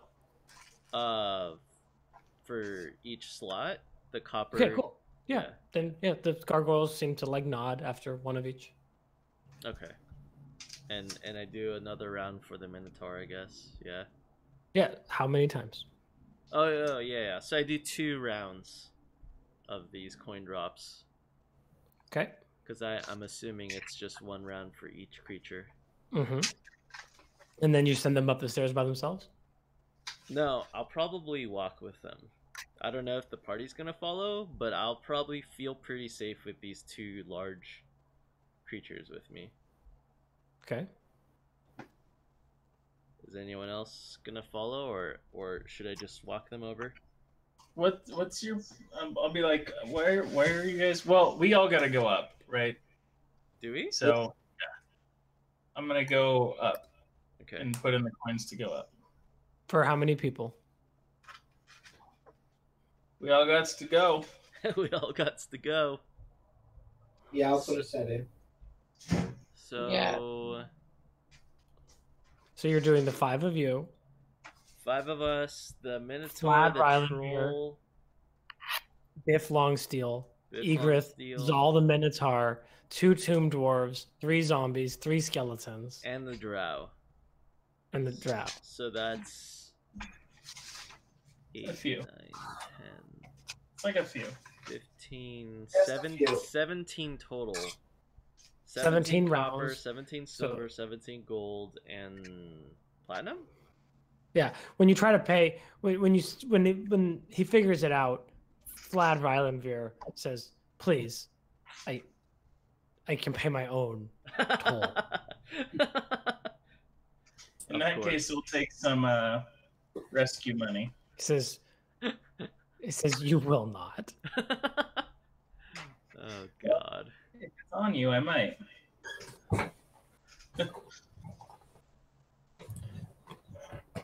Okay. So So you pay enough is what Yeah. I'm asking. yeah. Even At though it's a lot of people. Yeah. At least that's that's the goal. Yeah.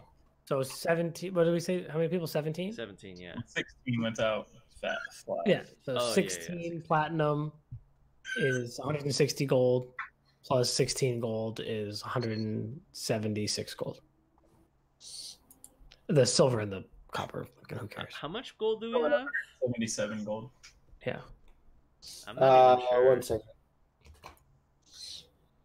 You have some gold, but Yeah, if you're paying 175 gold every time you walk through this room, I don't know. it's kind of exactly. It's kind of a lot. Adds up pretty quick. We have 40 or 4,015. Cool. Okay. I'm not going to worry too much about the types of each currency that you have until you get a little lower. Yeah. And then we'll do some like randomization and see what you've got. But right now you can comfortably pay these tolls. Excellent. So you guys go up and then you come down the secret passage. Is that what you want to do? Yeah. Cool. You move your tokens over there. Where do you want to deposit these guys? You want to put these guys with Ozymas. I'm gonna put these guys with Ozymas. Okay, I'm gonna go. It's pretty crowded over there though, because that's three large creatures. Yeah, I mean they have some room, right? They're not. Okay, so yeah, you've got a little roster there. Okay, so you guys want to come over here? Is that the idea? Yeah. Is Biff Long still with you? I guess so. And is Vlad Rylanvere with you? Biff Longsteel. Does he want to be? Yeah. What is his? Yeah, did he I say? mean, his. I don't know. Yeah, he says. I mean, I would be fine, but it seems safety in numbers. Guys, we might be underestimating the danger of that flat round here. Yeah, he did throw out a really gnarly spell. So Yeah, I mean, I think I gladly take him on as, someone in our group. I just wasn't sure if we were. That's all. Yeah, he's just following you by default. Yeah. Right? Like it's like wandering around in a death trap laden underground tomb. He's gonna follow the adventurers. He's not gonna set off on his own. Right. Definitely, you also see that, like, as you look at him, he is not in adventuring gear, right? He's in more or less noble dress. He's got like a dagger, but it's clearly ceremonial. He's looks like an out of place noble more than a wizard, right? Interesting. And you also saw him drop big magic.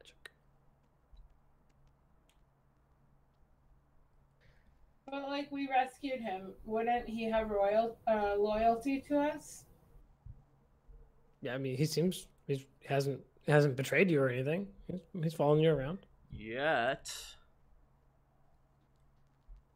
Yeah. What? Also never, but also yet. You guys want to open this? You come down here. The secret door is open. You guys want to come out into this room? Yeah. Yeah. Sure. What does that mean? Find the. What? Nothing. I'm just thinking about the. Cool. So, as you step out into this big vaulted room, this throne room, Obalaka speaks to Arias, and he says, "Oh, don't." He says, "I don't know. If I were you, I wouldn't touch the throne or that scepter sitting on it. It all just seems so bad." Well, we gotta find its twin. Okay, let's do that. Let's not touch that one. Okay, that sounds good to me. Okay, so you guys step into the room, and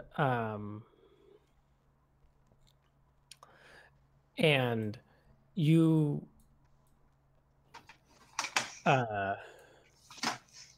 You step into this room, and you see that the artists are all painting scenes. So you have some sort of light, right?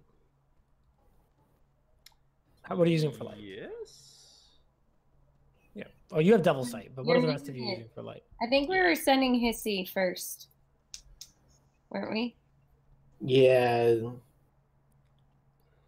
But we're Okay. Yeah, you guys can shovel back in there if you want. No one seems to react to Hissy flying around. The artists do seem blind. Well, if they don't react, yeah. So what does this seem to be related to in terms of the plaque? Yeah, that's up to you guys. It's find the scepter's twin. Yeah. Okay. Iron Scepter's twin. I don't know. Oh, can the doppelganger change into an Iron Scepter? It doesn't really work that way.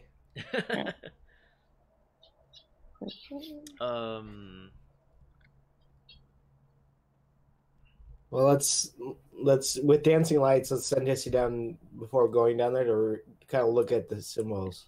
Cool. So two of these artists that are you're looking at the pictures that these artists are painting, right? Yeah. Yeah. Let me see an intelligence roll, I think, from you. With advantage. Good advantage on this.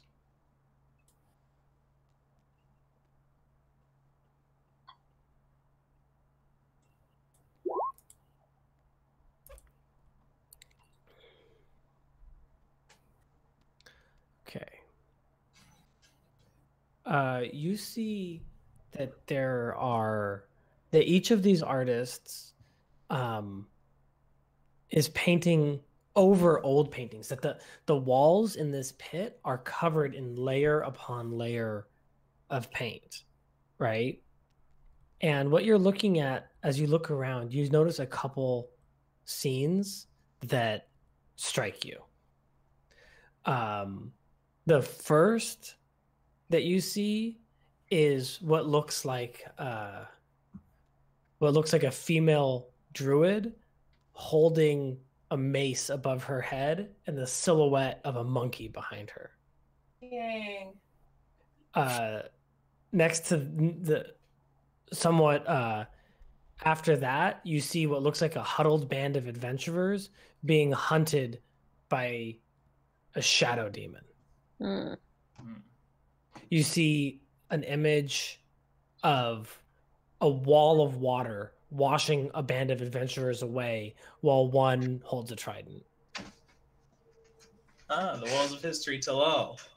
You see a small halfling trying to fight her way out of a pit of decaying bodies. You see a turtle, his arms severed at the elbow. Wait, where? Wearing a black opal crown. These are all paintings on the walls. Like, but is it the stuff over here, or is it like? No, it's down inside this recessed pit. Oh, in the recessed pit. Okay. And there's three sort of blind artists painting these, and at the far end, you see that he's painting a scene of a massive brawl in front of a shimmering blue mirror, and the picture that he's painting over is an image of Biff Longsteel with it's an image of Biff Longsteel hiding around the corner while a druid crawls through a rotating crawlway.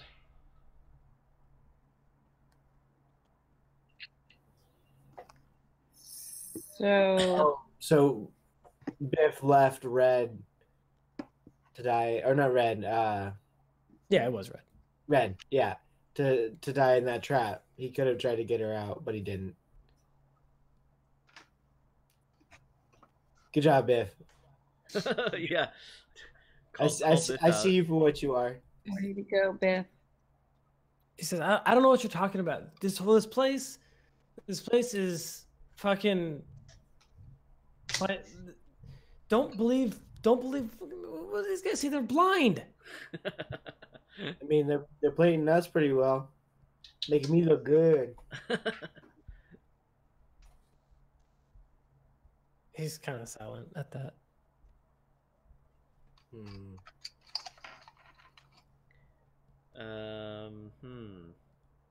Well, abandoning someone to die isn't killing them.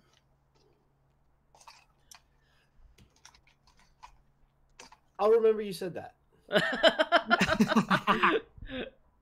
I mean, it's been an option for me with Folly for a long time. Damn, son. Hey. Damn shots fired. But yeah, at this moment, the third artist in the bottom of the pit is starting to slather black paint over this image of Biff around the corner while Red is trapped in the crawlway.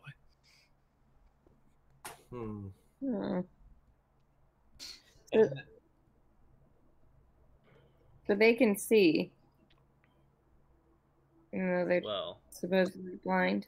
Supposedly. Well, they can see visions. They weren't there watching us.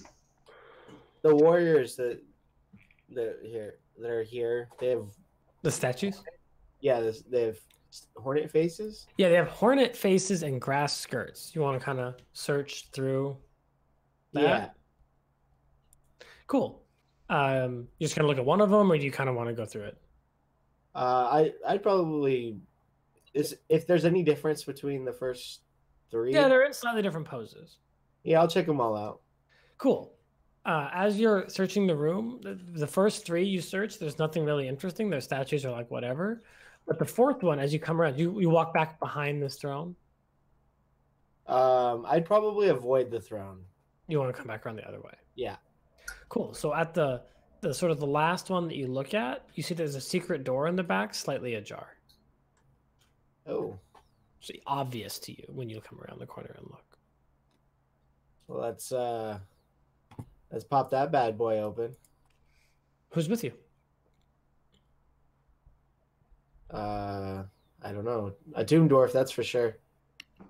Cool. Wait, where are you going? He went up to the north and he was looking around these statues, and he sees that behind one of the statues is a secret door that has been left ajar. Guys, let's go. All right, all for one and one for all. Kubazan is like, we should be in charge. We should be leading the charge. It's true.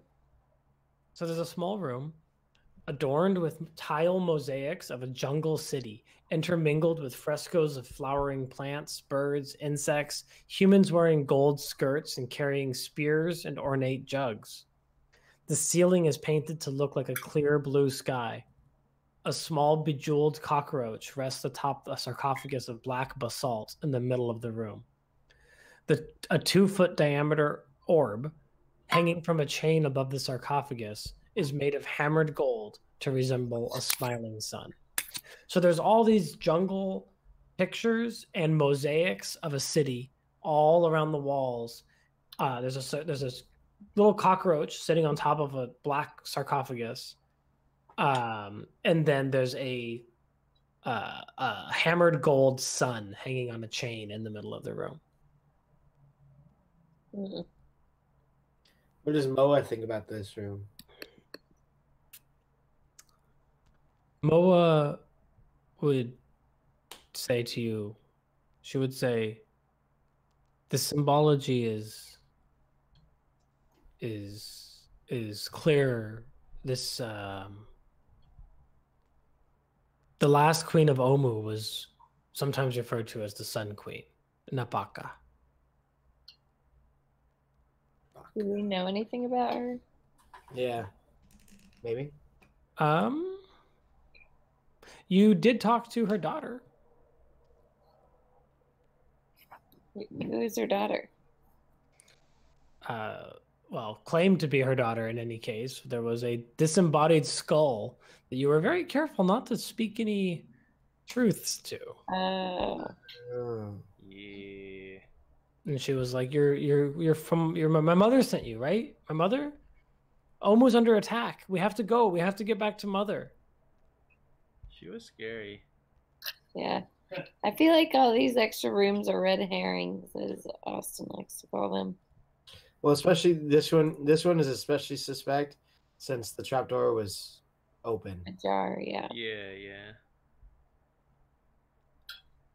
Okay.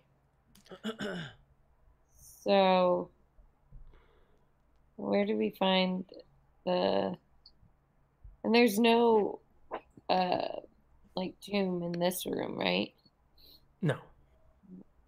So why do we even need to bother with this? I mean, that's a valid point. But what did they say that it seems like always the fourth line is the bad thing? The last line. Yeah, so but is the second to last like what do the other ones say? Let's see. Oh.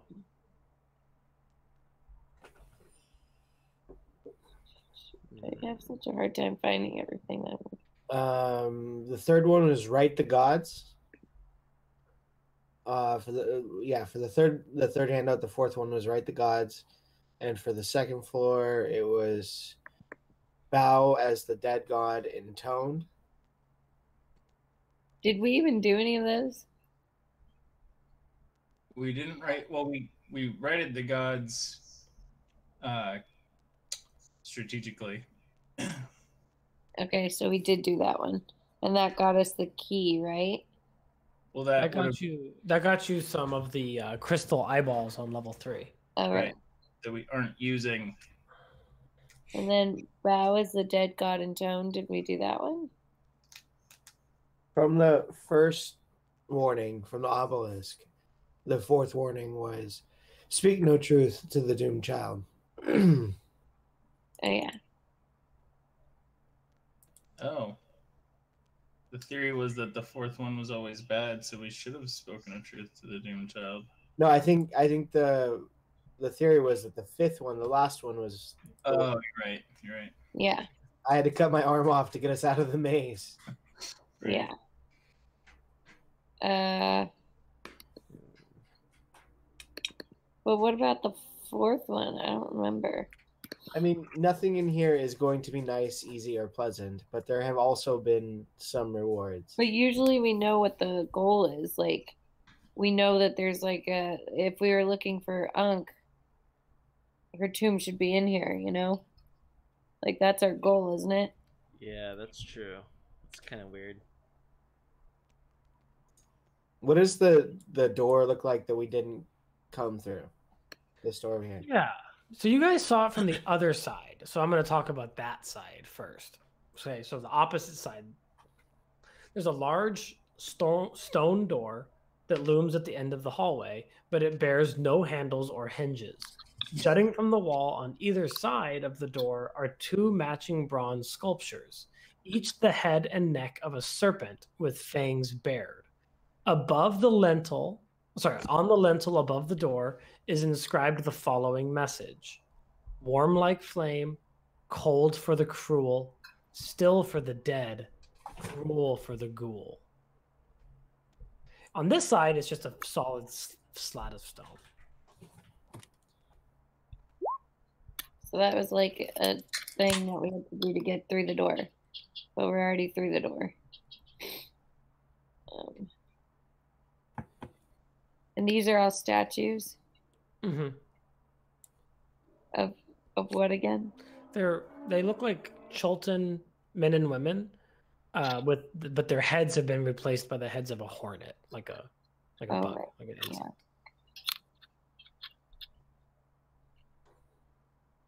Yeah. Do we have a mirror? We can go hold the mirror up to the scepter's on the chair. Is that correct? There's a scepter on the chair, and the chair is this like horrible skull throne. Find the twin. The one who was painting over the black, or painting over the one with black, what is it starting to paint? He's still blacking it out. He's not fast. Mm.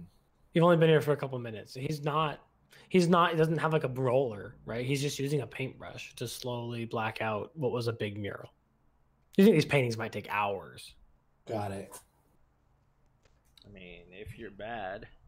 If you're blind. If you're bad. You want to get down there and show them how it is? You're like, I can paint my own death. Let's go. I mean, I am a bard. And we do have magical paint. Yeah, exactly. Hmm.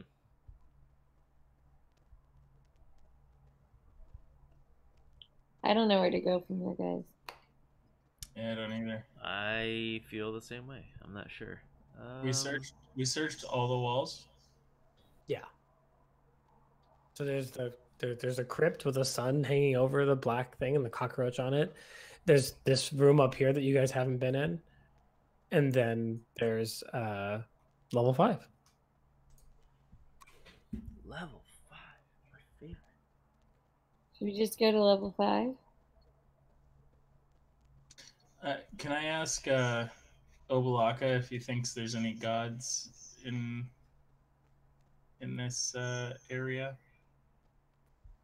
He says, I don't know how the tomb was built, but it does. I mean, only Shigambi was here.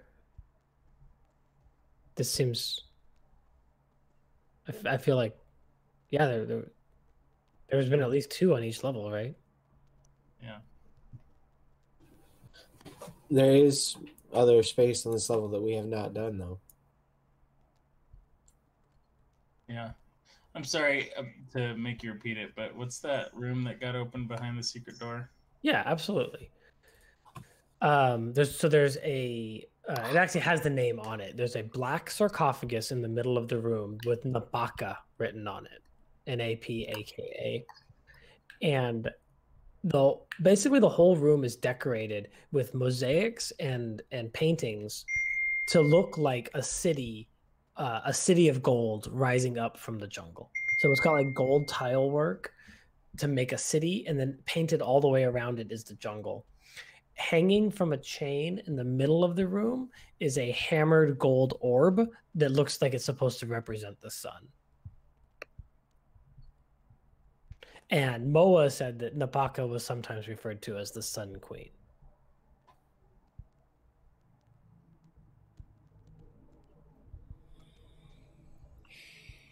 And there's a sarcophagus in there, and the sarcophagus is held shut by these lead. Like, it looks like someone melted lead and let it spill over the edges, and then kind of hammered it in. It would not be difficult to open with tools, but you couldn't do it with your bare hands. Was Nabaka, like, I guess it'd be a history check, but was she known as a cruel? Yeah, you should roll history with advantage because you lived here. Oh, you got it anyways.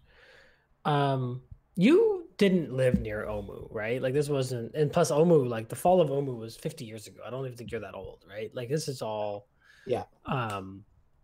history to you, but especially after what you've heard lately, certain stories make sense in a different light. You're a pretty smart turtle. You got 20 in, right? Yeah. You're putting things together. They were all stories, and they were all kind of told in this positive light, but Omu ruled by the sword, and the people that they conquered were the backbone of their economy. They did well because they conquered those around them and forced them to build these marvels that Omu had. And Omu wasn't the only city in the Empire of Chult, and many of them have better stories about them. But Omu in particular, the sort of the jewel of the jungle was, I mean, yeah, in a lot of ways those streets were paved in blood. Got it. Interesting. Blame. The cruel.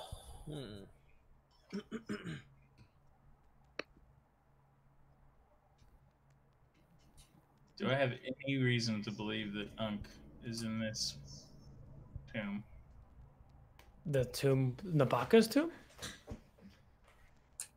Or The one that says Nabaka on it? You don't have any reason to believe that, no? Okay. Obalaka is like, I'm sure Nabaka's in it. I mean, for what it's worth, these tombs have been well labeled. Fair. Like, there's a sign on it, I don't know.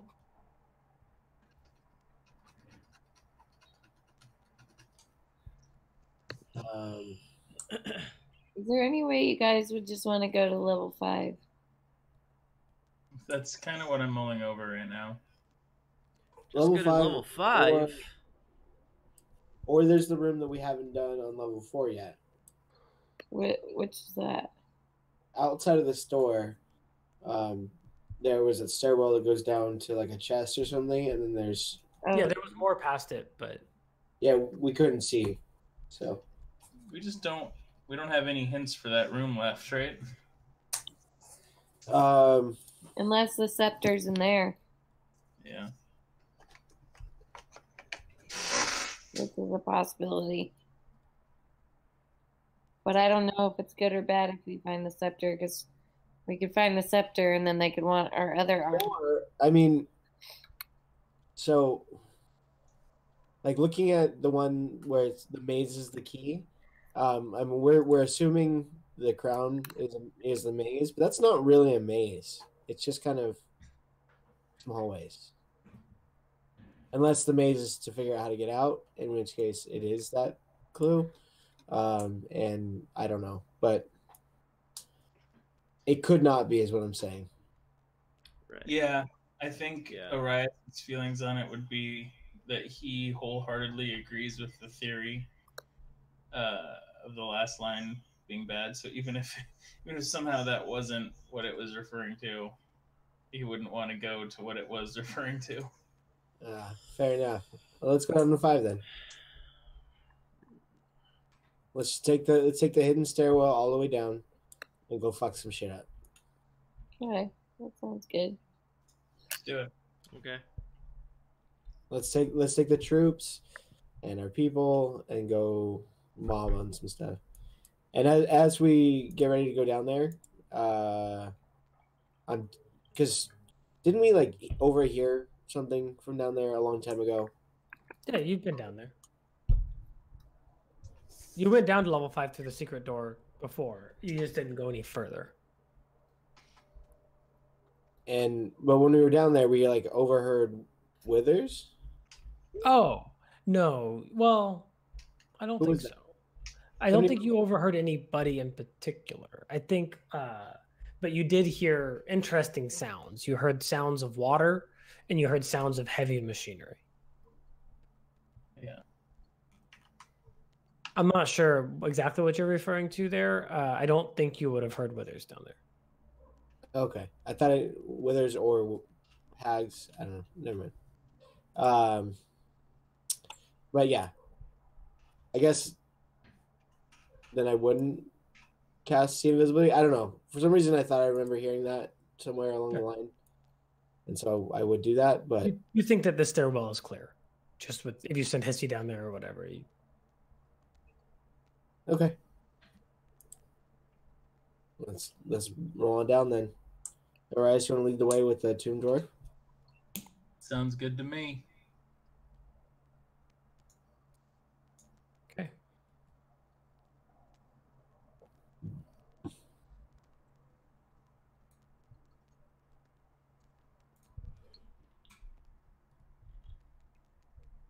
Here, where you are. Sorry if that's not obvious exactly where you are. You're coming down this staircase. Does the door right there seem unlocked?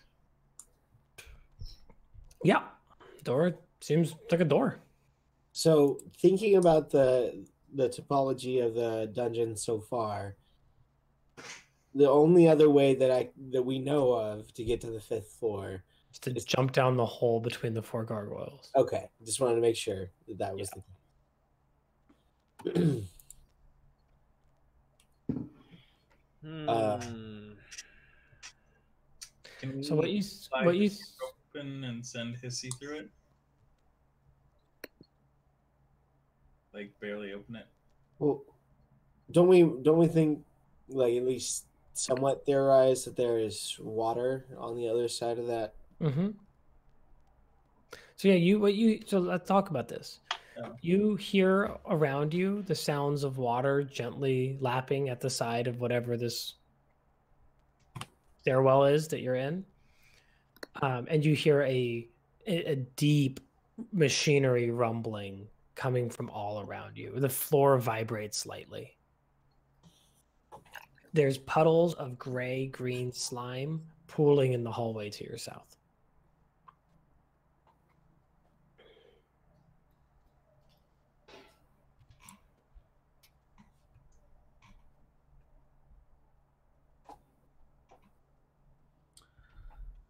I mean, Orias wouldn't mind opening a door to water.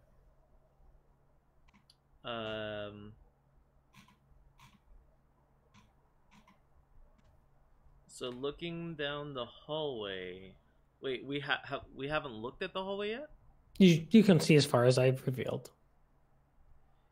Don't walk over the slime. It turns. Does it look decently lit? Can we send Hissy down? Yeah, I mean, Hissy can generate light too, if you'd like. That's I mean, true. your torchlight ends at the end of the hallway. Yeah, let's send him down with the light rock. Yep. Cool. do it. It dead ends into what looks like the inside of a secret door, which is to be expected. You're in the sort of behind the scenes, right? But he won't be able to operate it. He has no hands. Yeah. Shall we go open that secret door? Well, hold on. I'm not real excited about slime being in the hallway. Okay, well, what do you want to do about that? Isn't it just Bartholomew? Isn't it just Bartholomew? It does not look the same as the fungus you saw on level 3, Belchor's the Unseen. This looks like that was like a fungus. This is like a goopy slime that's grayish green instead of purple. Hey, that was also purple, right? Yeah, that was very purple. Also, guys, just FYI, I am 20 hit points and 0 spell slots. You got a couple spells in that loot. Yeah. There's the loot. I'm 25. But 0 personal spell slots and 0 bard inspiration and 0 healing light. Just to let you know the state of affairs for me. Well, should we take a short rest? Even a short rest would help, but I will say that I've used all my hit dice already. Oh. Because we Yeah. did a short rest like not long ago. Because he would get his warlock spells back at least. Yeah. Do you want to do a long rest in this hallway? No. Why are we resting? Because I'm Polly's gonna tapped die and in out the of next hit dice fight. and out of heals and out of everything. I literally have no resources except for my mandolin spells, and I have 20 health, and I have no hit dice. So all I've used is hit dice and 1 rage. I have And 25. I saw you cast the guiding bolt too. Oh, and Guiding Bolt, yeah. But I've still got Gust of Wind, Wall of Water, 1 level 1 spell, 3 rages. Yeah. So look, like I'm 100% okay proceeding, like as is. I'm just letting you know that I'm virtually useless. I've definitely been picking on Folly, but he's Yeah. been in good positions to hit with invisible stalkers. Yeah. It's true. I mean, it's this war of attrition is not something that I've run a lot in my games, but that's the point. You're in a hostile environment, and you have to balance between resting and proceeding. Is there a way that we could drink enough wine to have us pass out during our long rest and we don't have bad dreams or get hurt at all because we're passed out? You can certainly, That sounds like a terrible you idea. can certainly try. We're blacked out. So if you're blacked out, then you don't really And if you're blacked out, you're going to defend yourself from a regular attack. How? But you're in a hut. That they've already shown that they can dispel. Oh yeah, I forgot. Come on, Tyranny. That's so tired. What if we just hit each other until we're all unconscious and at 0 hit points, and then just pass all our death saves? That's so funny. Will we get full health that way? No, I just need you to. wouldn't get full health your way either. Well, if you're drunk, I don't know. Can somebody send a little bit of fire over there at that? I like the idea that you're blackout drunk and the next day you're fully healed. That's exactly how it works when I've gone to sleep that drunk. What's magic wine? I guess the next day after. As long as the first thing you do is drink something else, it pretty much works out that way. As long as the first thing you do is have someone deliver you a bacon cheeseburger. Yeah. Ooh. A breakfast I sandwich. throw a torch at the slime. You throw a torch at the slime? Yep. The torch fizzles out in the wet slime. The wet slime. Well, it's not Belchor's, guys. The wet. Attaboy. Good work. Good work. Why don't So- you go see if you can breathe it? No, I want to open this door and see what kind of water lies outside. We hear water lapping, right? You don't hear water lapping if you're underwater. Correct. And the door's not wet. The door is a stone door with iron hinges and a brass knob. And it's the iron hinges seem to be rusted from having spent some time around water. So we But it open doesn't the seem to door, be underwater. And then all this water flows I'm through. gonna motion to Hissy and be like, "Here, little snaky, snaky, snaky." What? He wants to crack the door and send Hissy out. Oh, but Hissy can't breathe in underwater. It's not underwater. Just a door that we don't know what's on the other side. Fine. Okay. But we should probably. I don't know. Fuck it. Let's just do it. Okay. You crack the door. Yeah, dude. Door's not locked. Crack it. Cool. Crack it. And you send Hissy out? Yeah. Okay, a couple things happen. No. But probably nothing as bad as you expect. Boat. We're safe. Woo! I Let's love run, boats. guys. Let's get out of here. Remember that one time we killed all the dragon folk on their boats? Or Yeah, Yeah. I do. No, good old days. So first thing you notice is on the outside of this door, there is a animated mouth with a tongue just kind of hanging out, Oh. and it just kind of lets out a couple words as it sees Hissy fly by. Says, "I'm so hungry, I could eat you alive, but I'll settle for something else, something living, something light." Ooh. And then I'll describe what you see out here. Hissy has a light on. Yeah. Cool, because otherwise it's fairly dark. But what you see as you come out here is a little hard to discern at first where the water ends and sort of the blackness of the chamber begins, because speckled all under the water at various like just hundreds of them are little white specks of light, little like stars. It almost looks like you're looking down into a field of stars. There's a little dock that leads out to a crane, and attached to the crane is a cage resting halfway in the water. And it looks like you could lower this cage down into the water with a winch. And then on the right side are two boats tied off to the crane. One of them has a plaque on it. One of them has a plaque on it with the name Predator, and the other has a plaque on it with the name Prey. Predator has a lantern hanging from it. Prey has nothing. And then you see giant metal teeth, but like gears that connect to two large chambers that sit in the water. There's a bridge to the north that continues on, and a bridge down on the south that continues on. So I'm going to reveal some water beyond it so you can see how that works. Okay.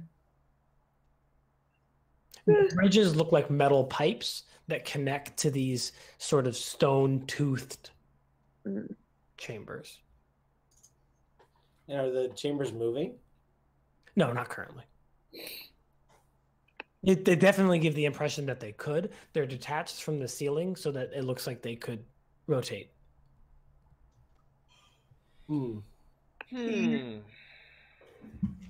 And hanging from the ceiling is covered in more weird stone gears and stuff, and those are rotating slowly, and you can hear the grinding sound of it. And hanging from ropes from the ceiling are maybe a dozen or so tomb dwarves. Just in various, like they're all up there with hammers and stuff working on the gears. So does it? I get the impression that this is bigger than what it feels like it should be. Is that the case? Like, does it feel like bigger than what this floor, like from one floor to the next, should be? Like how many stairs I took down? You know, feels like I walked down 30 feet. Oh. Actually, no. There's nothing in that particular sense. I probably should have mentioned it. My thing doesn't remind me. Between level 4 and 5, there are many more stairs. It's about 50 feet down. Okay, so it's like 5 flights. Like you humped it down here, and the ceiling looks about 50 feet above you. Okay. Yeah. So there's no trickery going there. Okay.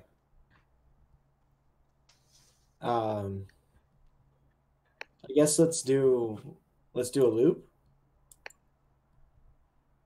Yeah, buddy. Sure. I have limited sight, so if I'm staying at the door and go 100 feet away. Okay, let me see 100 feet. Can you draw that arrow out to 100 feet? Yeah, hold on, I gotta zoom it back. So not a ton more. You get a little bit more. Yeah. So this bridge continues on, but I'm gonna cut you off. And then you want to go up around the other way. Yeah. And actually, if I can fly straight up to see up top of these things. Yeah, you can go up there. There's not a lot to see. They're just cylinders. They have teeth on top as well. So they're like gears in different sizings all the way around them. And then it looks like they might be able to move up and down a little bit so that gears with different teeth will interlock with the other one. That, like right now you see these two are locked together and there's a third one over to the right. Mm-hmm. And so it looks like that there's a way to connect different gearings, if that makes sense. Yeah. Something like this is probably what you get for your site. Thanks, Chad. Yep. Okay. What? Oh, he was doing the rangefinder for me. Cool. Yeah. Looks good. So as you fly around out here, there's just specks and specks of these little specks of light all over, right?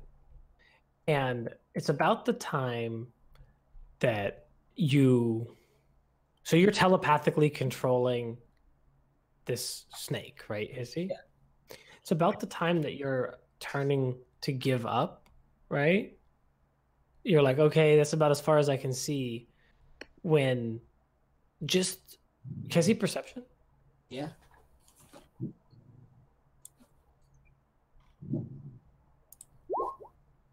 So you see it at the last second that as you're turning around to come back, you see a void. Like you're looking down and there's all these little pinpricks of light, this star field below you. And there's a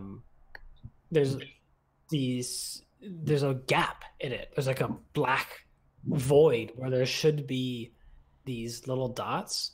And Hissy is, as you notice this, Hissy is struck hard by a tentacle and falls into the water. And you Mortee, take a little bit of damage.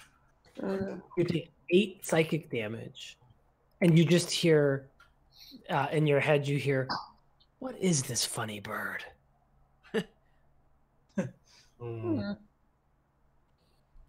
Where was the void?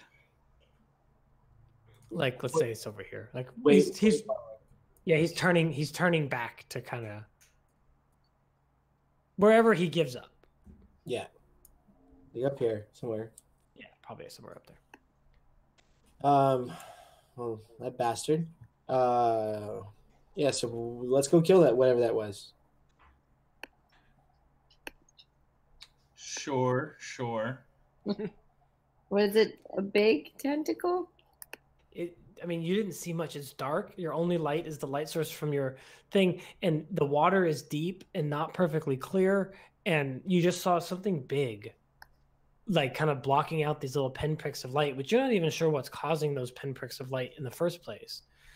But something like blocks it out, and then that's like kind of the last thing you see. But then Hissy is struck hard by an attack that is plenty to take his 5 hit points away.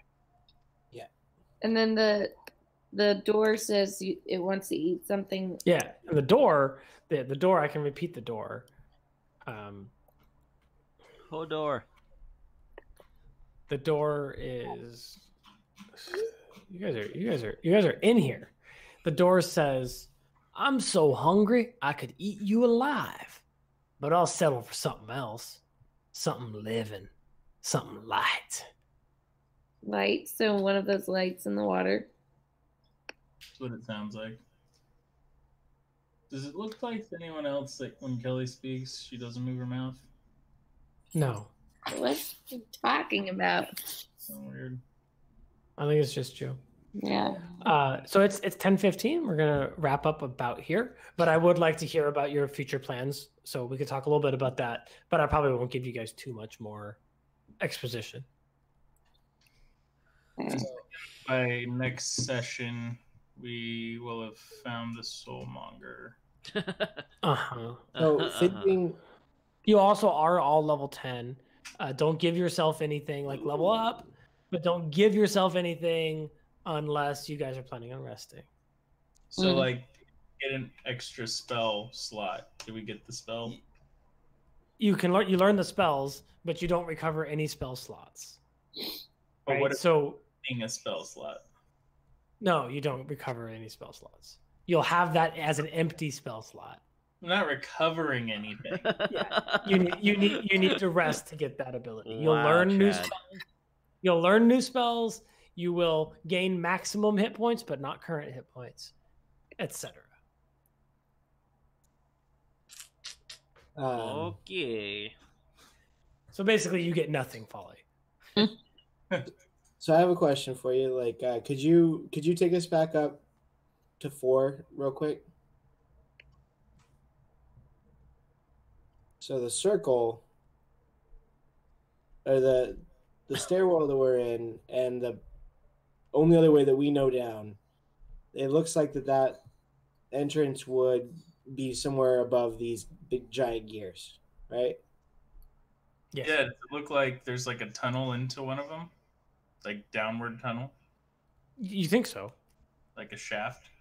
Yes. It looks that way from the outside too. Yes.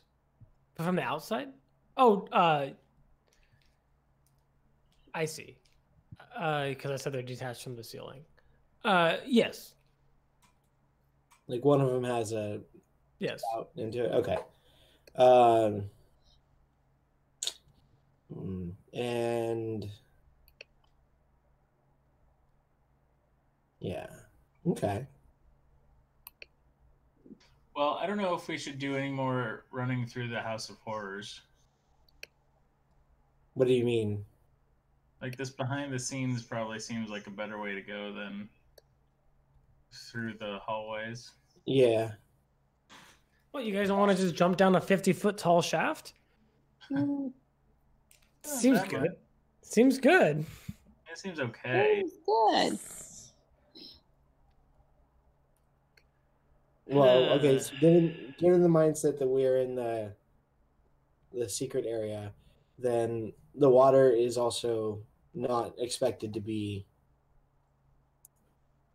like a regular area, but it had some type of defense creature too.